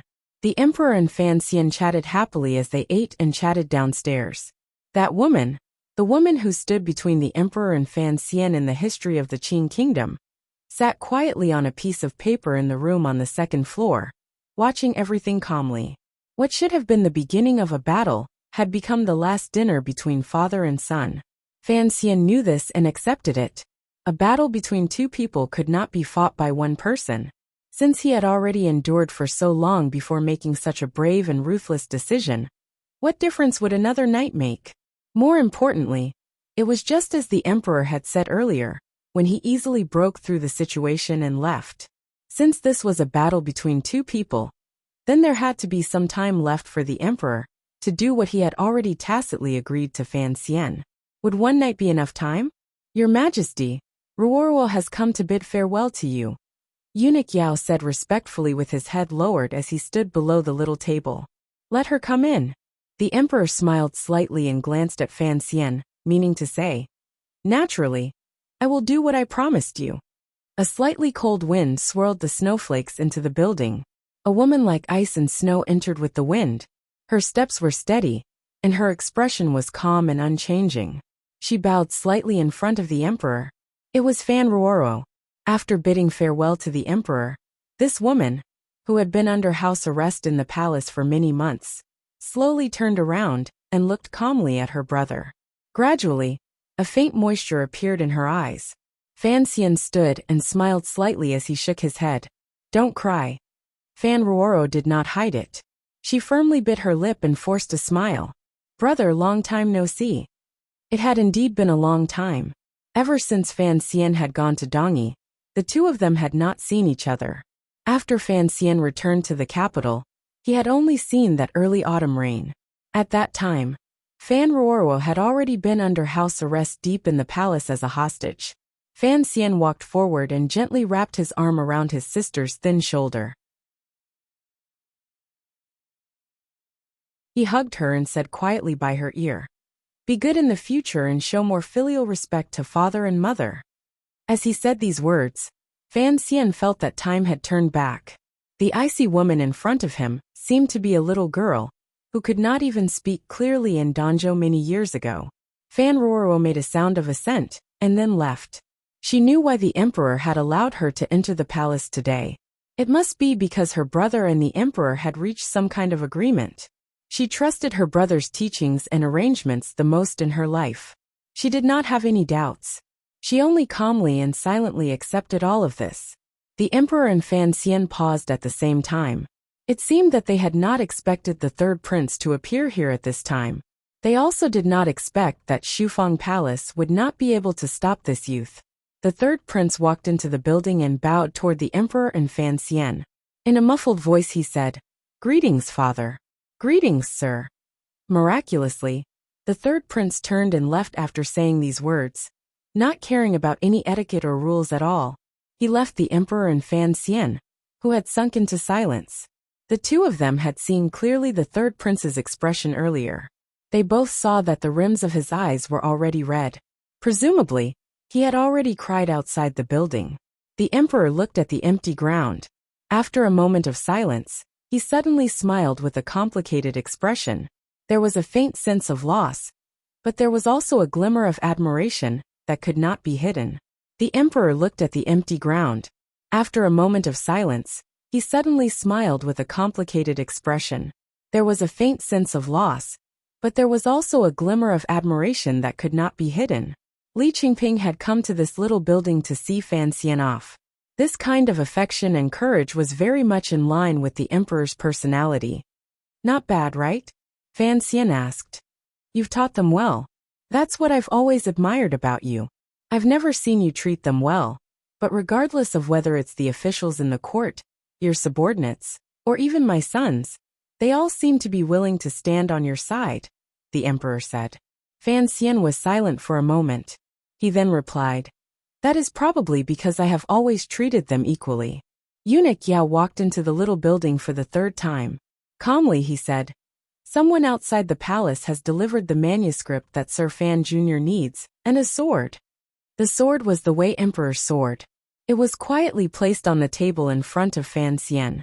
The manuscript was a list of the He faction's crimes written by former members of the Overwatch Council. It was to be used by the emperor to announce edicts in the future. Eunuch Yao stood in front of the emperor and calmly described what had happened outside the palace. The internal court had a number of spies in Jingdou. There was no need to make any special inquiries to know about the chaos that had been stirred up in Jingdou. The imperial censorites were kneeling in the snow outside the palace and crying endlessly, asking the emperor to severely punish this heinous criminal. Fan Xian was not a homicidal maniac. The lives that had died in Jingdo were all the backbone of the He faction. As for the pedantic imperial censors, they were still alive and well. Other than these imperial censors, the civil officials of the various ministries and temples in Jingdo also began to communicate in secret, preparing to exert pressure on the palace. All of this was because the court system had been shaken by the massacre that happened today and felt boundless terror, so they had to stand out. Fan Xian entered the royal palace through the Hall of Governmental Affairs. Many court officials were waiting outside the royal palace. They were waiting for the emperor's edict. A day had passed, and it was already nightfall. The royal palace was still silent. The officials began to feel angry and afraid. Did the emperor still think of the relationship between father and son, and not punish Fan Xian, after he had done so many heinous and bloody things? It was precisely because of the peace in the palace, and the worry of the ministers, that the imperial censors once again kowtowed outside the palace. The wind and rain were coming, and the pressure was great. The mountains were about to collapse, and the lakes were about to surge. Eunuch Yao's report did not change the atmosphere in the little building at all. Regardless of whether it was the emperor or Fan Xian, neither cared about the pressure of the court officials. Furthermore, after tonight, one of the father and son would have to give some sort of explanation to the world. The emperor smiled and raised a cup of wine to slowly drink. He then brought up a topic that the two of them had not touched on before. If you die and stay behind, will you be able to control the group of madmen under your command? If you can't, why did I promise to let them live? Because you have to gamble that my words can control them. Otherwise, if the world falls into chaos, it will not be a scene you want to see. The emperor's finger gently spun the wine cup. Narrowing his eyes, he said, "Are you not worried that if I kill you, I won't do what I promised you?" Fan Xian lowered his head slightly. After a moment of silence, he calmly said, "The emperor's words cannot be taken back by 4 horses. 4 horses, not 1 horse." The emperor smiled and said, "It's 4 horses. Your mother said this strange phrase in the past, so I remember it. I just didn't think you would also know." The emperor then sighed and said, "In today's world, if the person I was facing was not you but your mother, no matter what, I would not give her the right to a fair battle." Fan Xian said mockingly, "Back then, you indeed did not give her any fairness to speak of." The emperor shook his head and coldly said, "I did not give her such a right because I knew she would never use the world to threaten me. Using the world as a bargaining chip is throwing all the people in the world into the casino. She was unwilling to do so, but I was willing to do so. I was willing to use the lives and deaths of the people in the world to threaten you." Fan Xian replied calmly, "This is the difference I spoke of earlier." The emperor shook his head again and said, "That is why I still do not understand. Since you love this country and care for the people in the world, how can you use this to threaten me? First, I have to love the people by my side. Furthermore, I have always been a shameless and afraid of death. If I am truly forced to a dead end, of course this dead end does not just refer to me. I do not mind dragging the entire world and your majesty's lofty aspirations down with me." Fan Xian lowered his head and said, "Actually, I have been waiting for someone this entire time. However, that person never comes back. I have no choice but to risk my life myself." The words "risk my life" were spoken with a wretched and helpless tone. However, the emperor's eyes gradually lit up. He knew who Fan Xian was waiting for. In the emperor's view, in the present world, only that person could threaten his life and rule. Ever since the bloody case in Taiping courtyard many years ago, he had always been faintly wary of that person's existence. He had even sent the last emissary the temple had sent to the alley beside Fan Manor. Even so, Wu Zhu still did not die. He won't come back. The light in the emperor's eyes gradually faded. Slowly he said, "It's been 3 years. If he wants to find out who he is, he can only go to the temple. If he truly returns to the temple, how can he come out again?" Fan Xian nodded and accepted this reality with some sorrow. If Uncle Wu Zhu was still connected to this land, He would not be so passive in front of the emperor, to the point of threatening to take him down with him. Back then, how did you make the temple stand behind you? Fan Xian furrowed his brows and looked at the emperor. This was one of the great questions in his heart. I have never been to the temple. After spending a long time with your mother, I know that the temple is actually a place that is gradually declining and desolate. The temple has never cared about the affairs of the world. This is true. A mocking smile rose to the corners of the emperor's lips. However, the temple has always quietly influenced this land. Unfortunately, I am a person of the world. They cannot do anything to me. However, your mother and Lao Wu are people of the temple. This small difference is enough. I know how to use it. Fan Xian sighed and shook his head. He couldn't help but admire the emperor's powerful will. The temple that everyone in the world worshipped, in the end, was nothing more than a sharper knife in the emperor's eyes. During the northern expedition, the meridians in my body were all shattered. I couldn't move a finger. My eyes couldn't see, my ears couldn't hear, and my nose couldn't smell. I was like a dead person. However, my soul was hidden in that broken shell, unable to escape and unable to be free. The emperor suddenly began to coldly narrate the events of the past. It was like enduring the torment of loneliness in the endless darkness. This kind of pain strengthened my resolve. Following the emperor's narration, the lights in the little building dimmed. It was as if they were about to sink into an inescapable sea of darkness. Other than myself and the loneliness I can experience, nothing is real, the emperor said. Other than myself, I don't trust anyone else. In order to achieve my goal, I don't need family or friends. When I woke up in the darkness, the first people I saw were Chun Pingping and Ning. The emperor narrowed his eyes slightly. Thus I trusted them the most. You don't have to worry about Ning Er's safety. However, I had not thought that Chun Pingping would betray me. The emperor's eyes narrowed even more. A cold light shone through them. His tone was faintly angry and sorrowful. Mockingly he said, I trusted the wrong person, and it led to the situation today. You have never experienced the pain of waking up in the darkness, so you don't understand what I am saying. I have experienced it before. Fan Xian shook his head. He would not explain. It was a long time ago, when he had encountered a change in that world. However, I have not become like you. My personality just decides my fate. He suddenly narrowed his eyes and said, If Yi Qingmei had not appeared in this world, what would it be like now, Your Majesty? Would it be a bit more beautiful? The emperor's eyes gradually grew icy as he stared at Fan Xian's face. A glimmer of anger appeared and was immediately hidden. Coldly he said, Let's not talk about what the Qing kingdom would be like without your mother. You only need to remember that back then, the Wei kingdom was at its peak of decay. Not to mention not being able to compare to the Qing kingdom under my rule. It was a far cry from the present northern Qi. Although the Wei kingdom was rotten back then, it was still a colossus. When your mother came to this world, she at least smashed that mountain to pieces. Why is it that none of the former Wei kingdom's people missed the previous dynasty? Why is it that in the thousands of li of land I have conquered, there has never been anyone who cares about the former country and rebelled?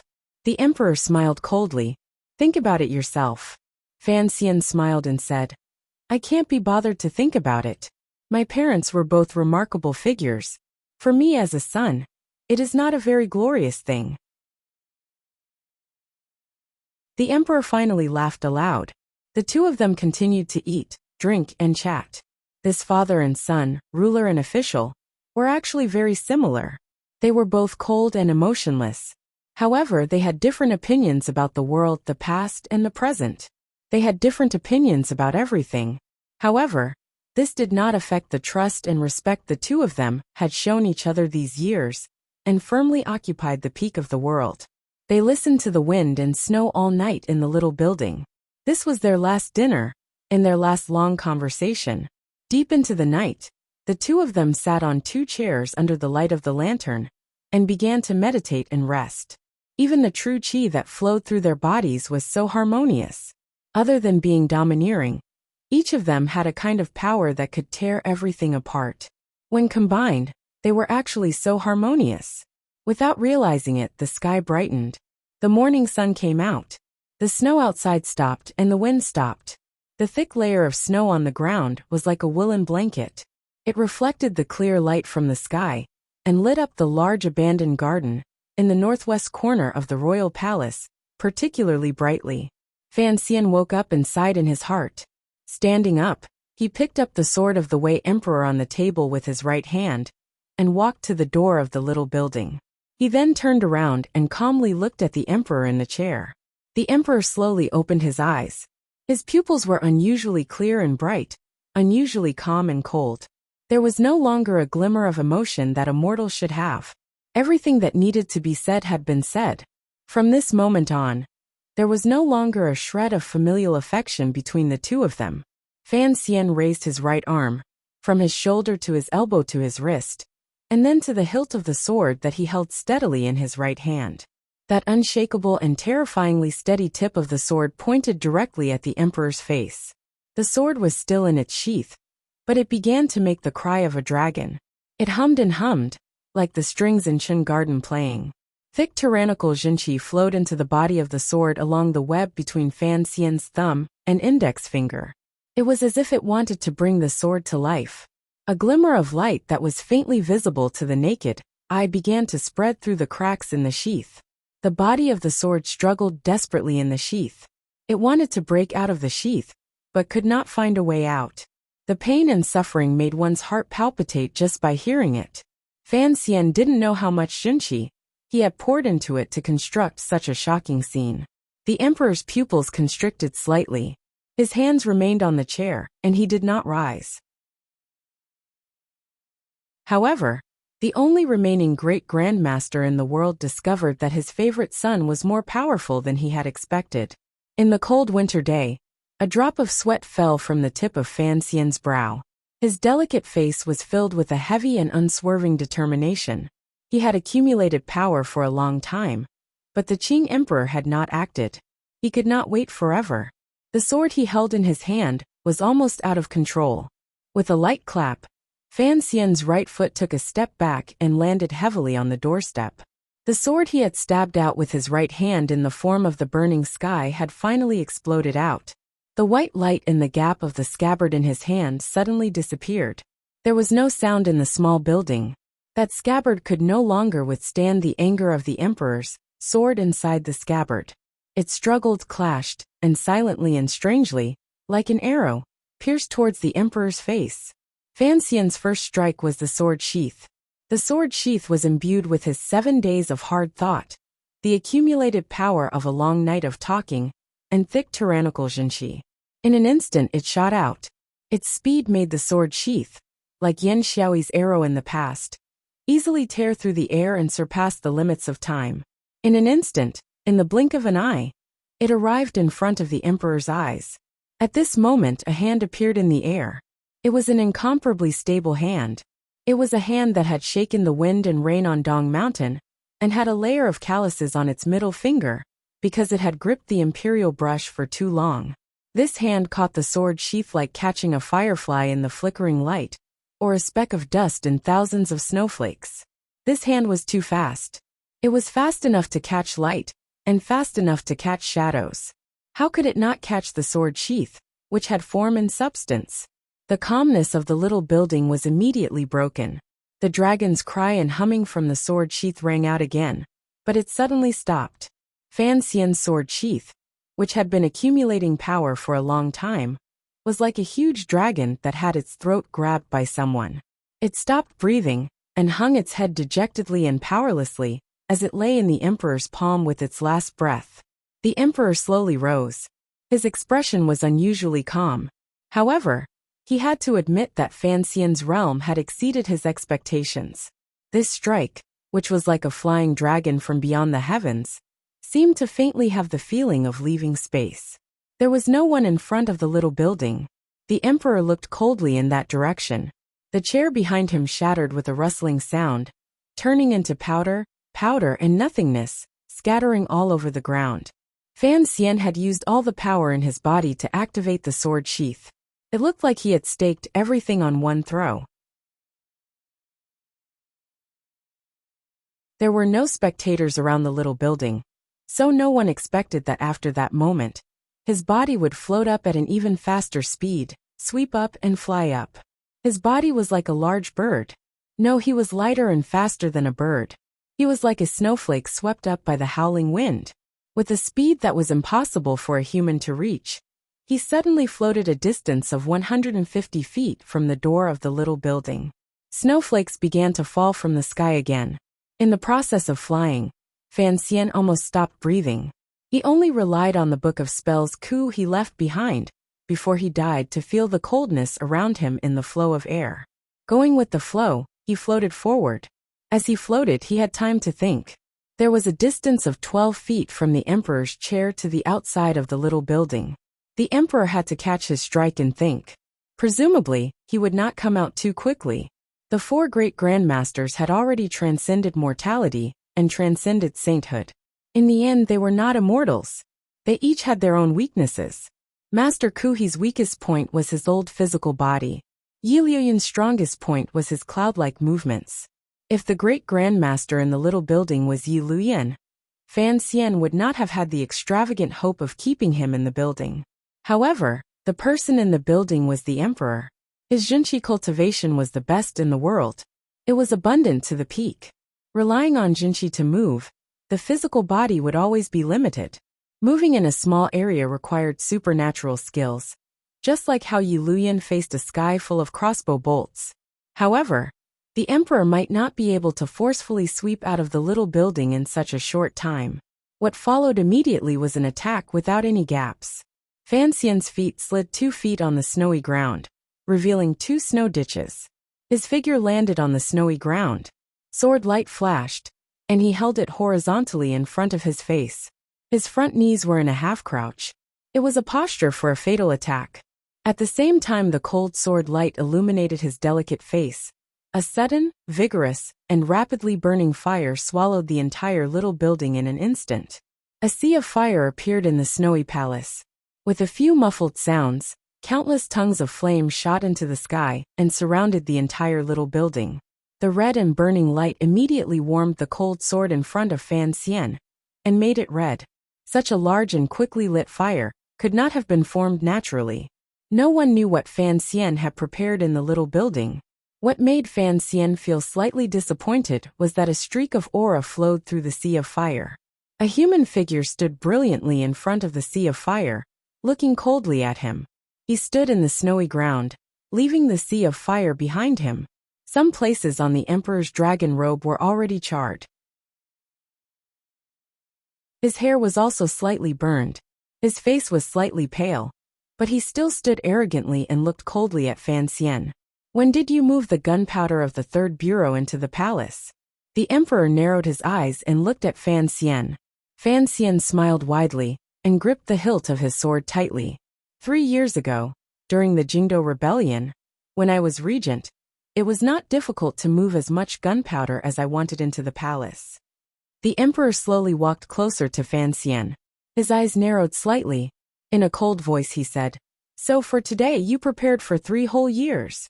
Fan Xian narrowed his eyes like the emperor to prevent the bright sea of fire from affecting his line of sight. Pressing his lips together, he said, "I just thought that if my mother's portrait was placed in this building, presumably she would also feel angry. Since that is the case, then it would be better to burn it." If the emperor had not summoned Fan Xian in front of the little building yesterday, if the emperor had not acted immediately, and instead had a long conversation with Fan Xian in the little building, Fan Xian would not have been able to find any opportunity to activate the mechanism or ignite the gunpowder. Fan Xian would not have been able to find any opportunity to activate the mechanism or ignite the gunpowder. Up until the moment Fan Xian broke the door sill, Fan Xian had full confidence that the emperor would choose this little building in the abandoned garden as the final battlefield. There was a portrait of Yi Qingmei on the little building. The emperor would certainly choose to completely end the decades of gratitude and grudges between them in front of this woman's portrait. Fan Xian was certain of this because he knew the emperor's intentions better than anyone else in the world. He knew what kind of person the emperor was.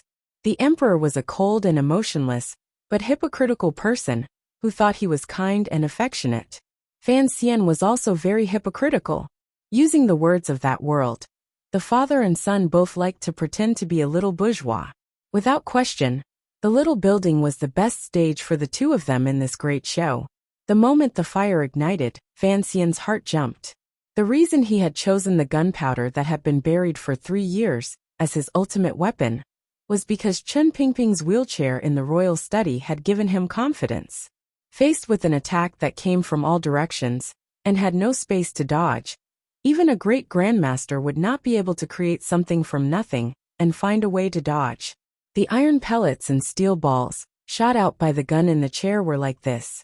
Presumably, the fire raging everywhere was also like this. Unfortunately, the emperor was still standing in the snow. Although his face had been slightly pale earlier, presumably because he had escaped from the sea of fire and expended a great deal of his yuanqi, this sky-burning fire did not cause him any irreversible injuries. "The fire is too slow," the emperor said without a trace of emotion as he looked coldly at Fan Xian.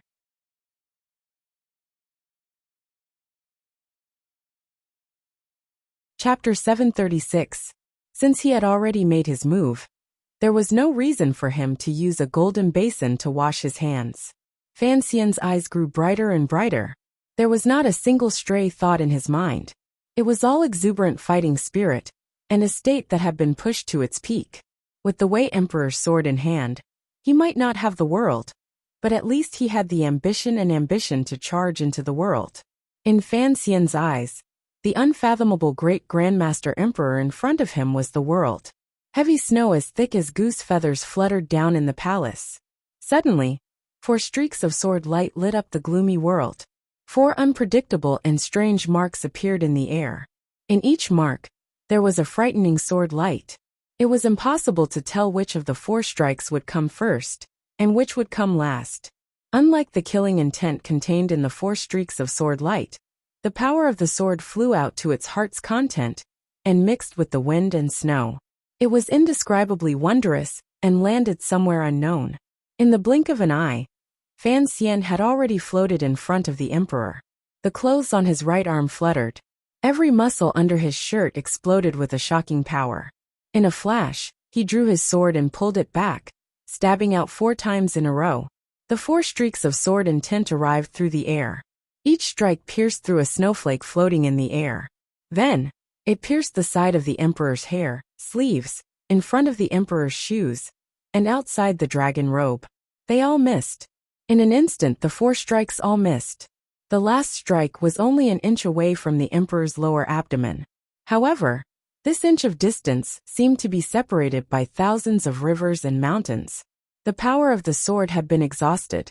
Like a waterfall that had dried up, it could no longer surge or come closer. The emperor waved his wide sleeves. In front of the 4 strikes that lit up the gloomy palace in winter, he danced freely and easily on the snowy ground. Lightly and skillfully, he avoided the 4 strikes that Fan Xian had built up power for a long time and released like lightning. It was not Siga Jian, who only cared about the front and not the back. The 4 strikes Fan Xian struck out in an instant carried an aura of Tianyi Dao's closeness to heaven and earth. Thus, under the cover of the wind and snow, he borrowed the momentum of the snowflakes to move as fast as lightning and as smooth as drifting snow toward the Qing emperor's body. It forced the emperor to not immediately launch a lightning-like counterattack. These 4 streaks of sword aura did not have a sliver of the cold-blooded killing intent of Dongyi's sword hut. On the contrary, it made one feel closer and gave Fan Xian the opportunity to get close. However, these 4 strikes, which deeply grasped the exquisite aura of Tianyi Dao, still did not cause any harm to the emperor. In fact, he did not even take a step back. He continued to stand steadily and coldly, where he was as if he had not moved earlier. The cultivation realm of a great grandmaster was indeed not a level that normal people could touch. In front of these 4 swords that borrowed the power of heaven and earth to escape, the emperor had easily neutralized them. The tip of the Wei Emperor's sword hummed and trembled endlessly in front of the bright yellow dragon robe. It was as if it felt a kind of hopelessness and defeat. It wanted to lower its head and accept its fate, but it was also unwilling. It struggled with all its might. The 4 snowflakes pierced through the body of the sword also began to show signs of dispersing. Unlike the sword in his hand, there was not a trace of disappointment on Fan Xian's face. His expression remained calm. The light in his eyes suddenly faded and turned into a deathly stillness. It was emotionless and emotionless. There was only a murderous intent. His eyes were like Sigajian's murderous intent soaring to the heavens, piercing through the large trees and reaching the sky. There was not a trace of emotion. There was only coldness. The sword in his hand also became a dead object at this moment. It was a lethal weapon that could not be used by anyone who was not a sage. A deathly chill turned the 4 snowflakes on the sword into a layer of frost in the blink of an eye, solidifying like a mirror. The clothing on his right shoulder suddenly tore.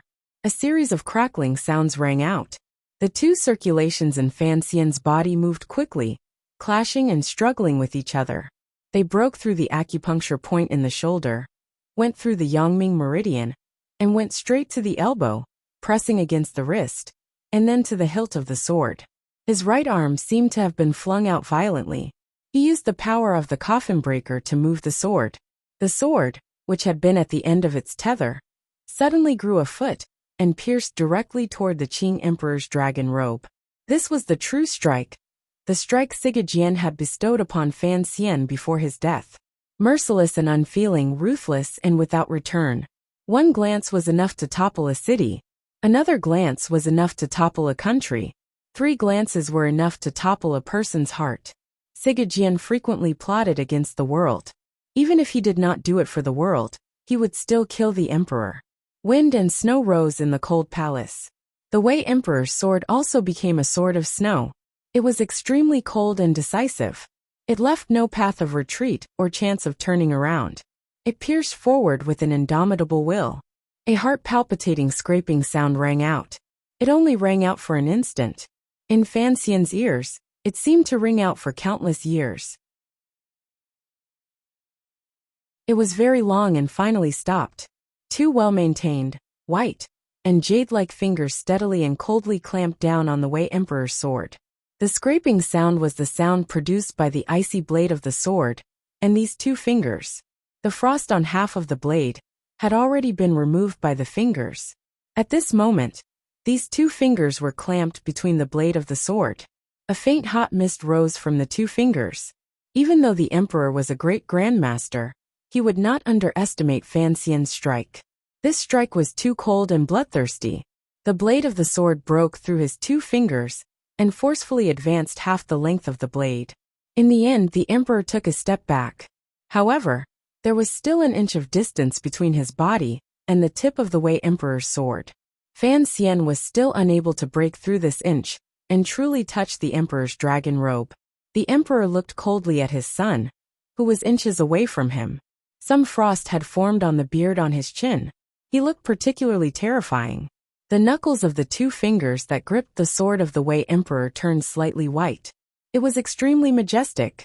A powerful and tyrannical Jinqi like 1,000 lakes, 1,000 rivers, and 1,000 rivers surged out from these 2 fingers. With a gentle twist, the extremely sharp Wei Emperor's sword began to bend like a noodle between the emperor's fingers. However, the Wei Emperor's sword was, after all, the most precious treasure of the royal family. Even under such a terrifying grandmaster's suppression, it still did not break. Fan Xian was very close to the emperor. He maintained a posture of a small lunge. His right leg pulled back slightly and crouched low. His entire body maintained a perfect line and did not reveal any openings. It gave one the feeling that it was impossible to attack. However, he held the sword of the Wei Emperor in his hand. In the end, he was not Sigajian. This sword was not his own. Rather, it was connected to his body.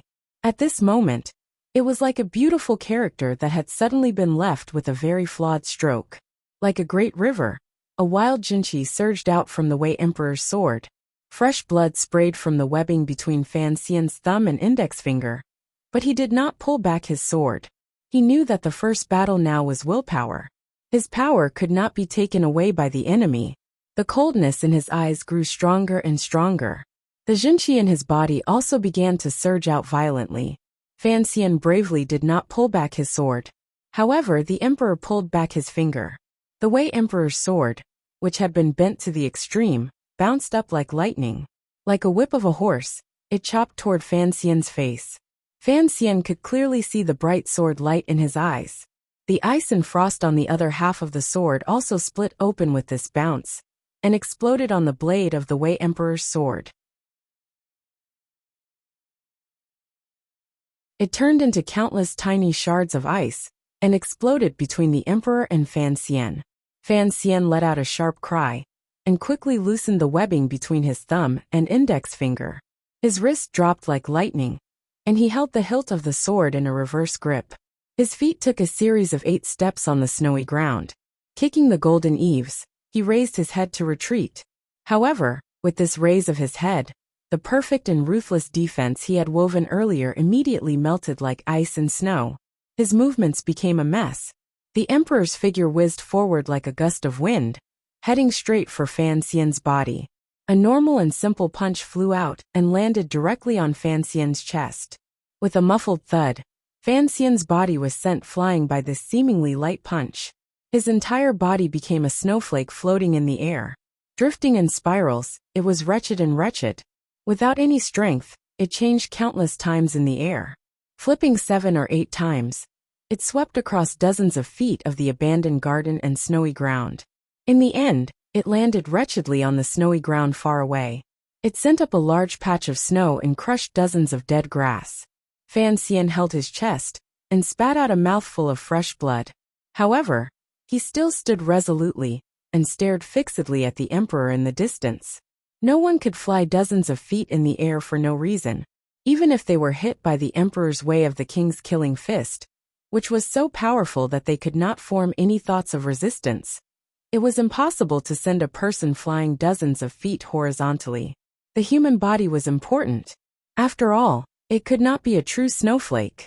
On Dong Mountain, even though Sigejian had been sent flying by the Qing emperor's punch, Sigejian had rolled out of the Qing temple in Dong Mountain like a stone and wretchedly crashed into that bell. Who could be like Fan Xian earlier and fly so far in the air? It was truly like a snowflake. The emperor glanced coldly at the official's boot in his hand. He looked at the cold, reflective metal tip sticking out of the tip of the boot, and furrowed his brows slightly. Earlier, when he had punched Fan Xian in the chest and sent him flying, Fan Xian still had the intention of exchanging a life for a life. He had sinisterly kicked out from under his clothes. The tip of his foot was this metal tip. It was clearly poisoned. The emperor threw the boot into the snowy ground. Narrowing his eyes, he looked at Fan Xian, who was standing with difficulty in the distance. Small tricks cannot accomplish great things. Fan Xian coughed and coughed up blood. With some difficulty, he took out a thin piece of steel from the chest area of his clothes and threw it into the snow by his feet. But small tricks can save a life. A handprint had already appeared on the thin piece of steel. Strangely, it was not the emperor's fist print. Instead, it was the print on the back of a horizontal palm. When the emperor's way of the emperor's punch was about to land on Fan Xian's chest, other than Fan Xian's sinister kick from under his clothes, his left arm naturally slid through the wind and snow, and landed in front of his body at lightning speed, protecting in front of his vitals. However, how could his coffin breaker release be a match for His Majesty's punch of the Way of the King, which had the strength of a grandmaster? It was easily broken through the seal, and His Majesty's fist pressed against his palm. In the end, it still fiercely hit his chest. That was why there was a mark on the backside of his palm. With the metal plate hidden in his chest, at the last moment, he had mobilized the Jinqi of Tianyi Dao in the small circle to protect his heart meridian. In addition to the cushioning of his palm, it finally allowed Fan Xian to keep his life under such a terrifying punch. The battle between the Qing Emperor, Fan Xian, and his son had only just begun, but they were already dozens of feet apart. Looking at each other through the wind and snow, victory and defeat had already been decided. No matter how well Fan Xian prepared, there was still a large difference in strength. The wonders of a great grandmaster could not be made up for with hard work. From the moment he pulled out his sword, Fan Xian first used Tianyi Dao's method of borrowing power, the exquisite natural sword technique he had learned from Haitang, And then, using the power of the Yi family's coffin breaker Sansho, to combine the four swords of Tianyi Dao into the fatal strike he had learned from Sigejian. The sinister kick at the tip of his foot, and the metal plate in his chest, were the martial arts he had learned from being hammered by Uncle Wu Zhu when he was young. They were the little tricks Fan Xian relied on to become famous.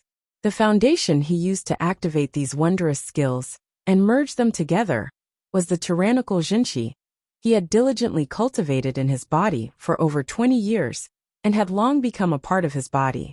There were 4 great grandmasters, and a blind man in the world. The top martial arts in the world were all displayed by Fan Xian alone. In this world, only Fan Xian had such good luck to be able to learn so many exquisite skills. From another perspective, it was because the warriors who had died or left had placed their last hope of resisting the Qing Emperor on Fan Xian's body, that he could have a fair battle with the Emperor. Even though he had built up power for 3 consecutive attacks, and learned the ultimate skills of the great grandmasters, he still did not gain any advantage in front of the Emperor. From beginning to end, the Emperor had only taken 1 step back, struck out 2 fingers, and threw out 1 punch to heavily injure Fan Xian.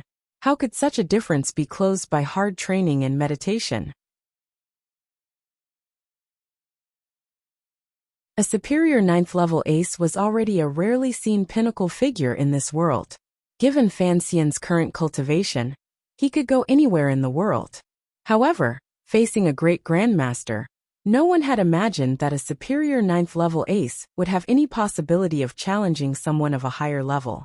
For Fan Xian to be able to force the Emperor back 1 step in the wind and snow, and survive one of the Emperor's punches was enough to shock the world and make him proud. Fan Xian coughed up blood and took off his other boot.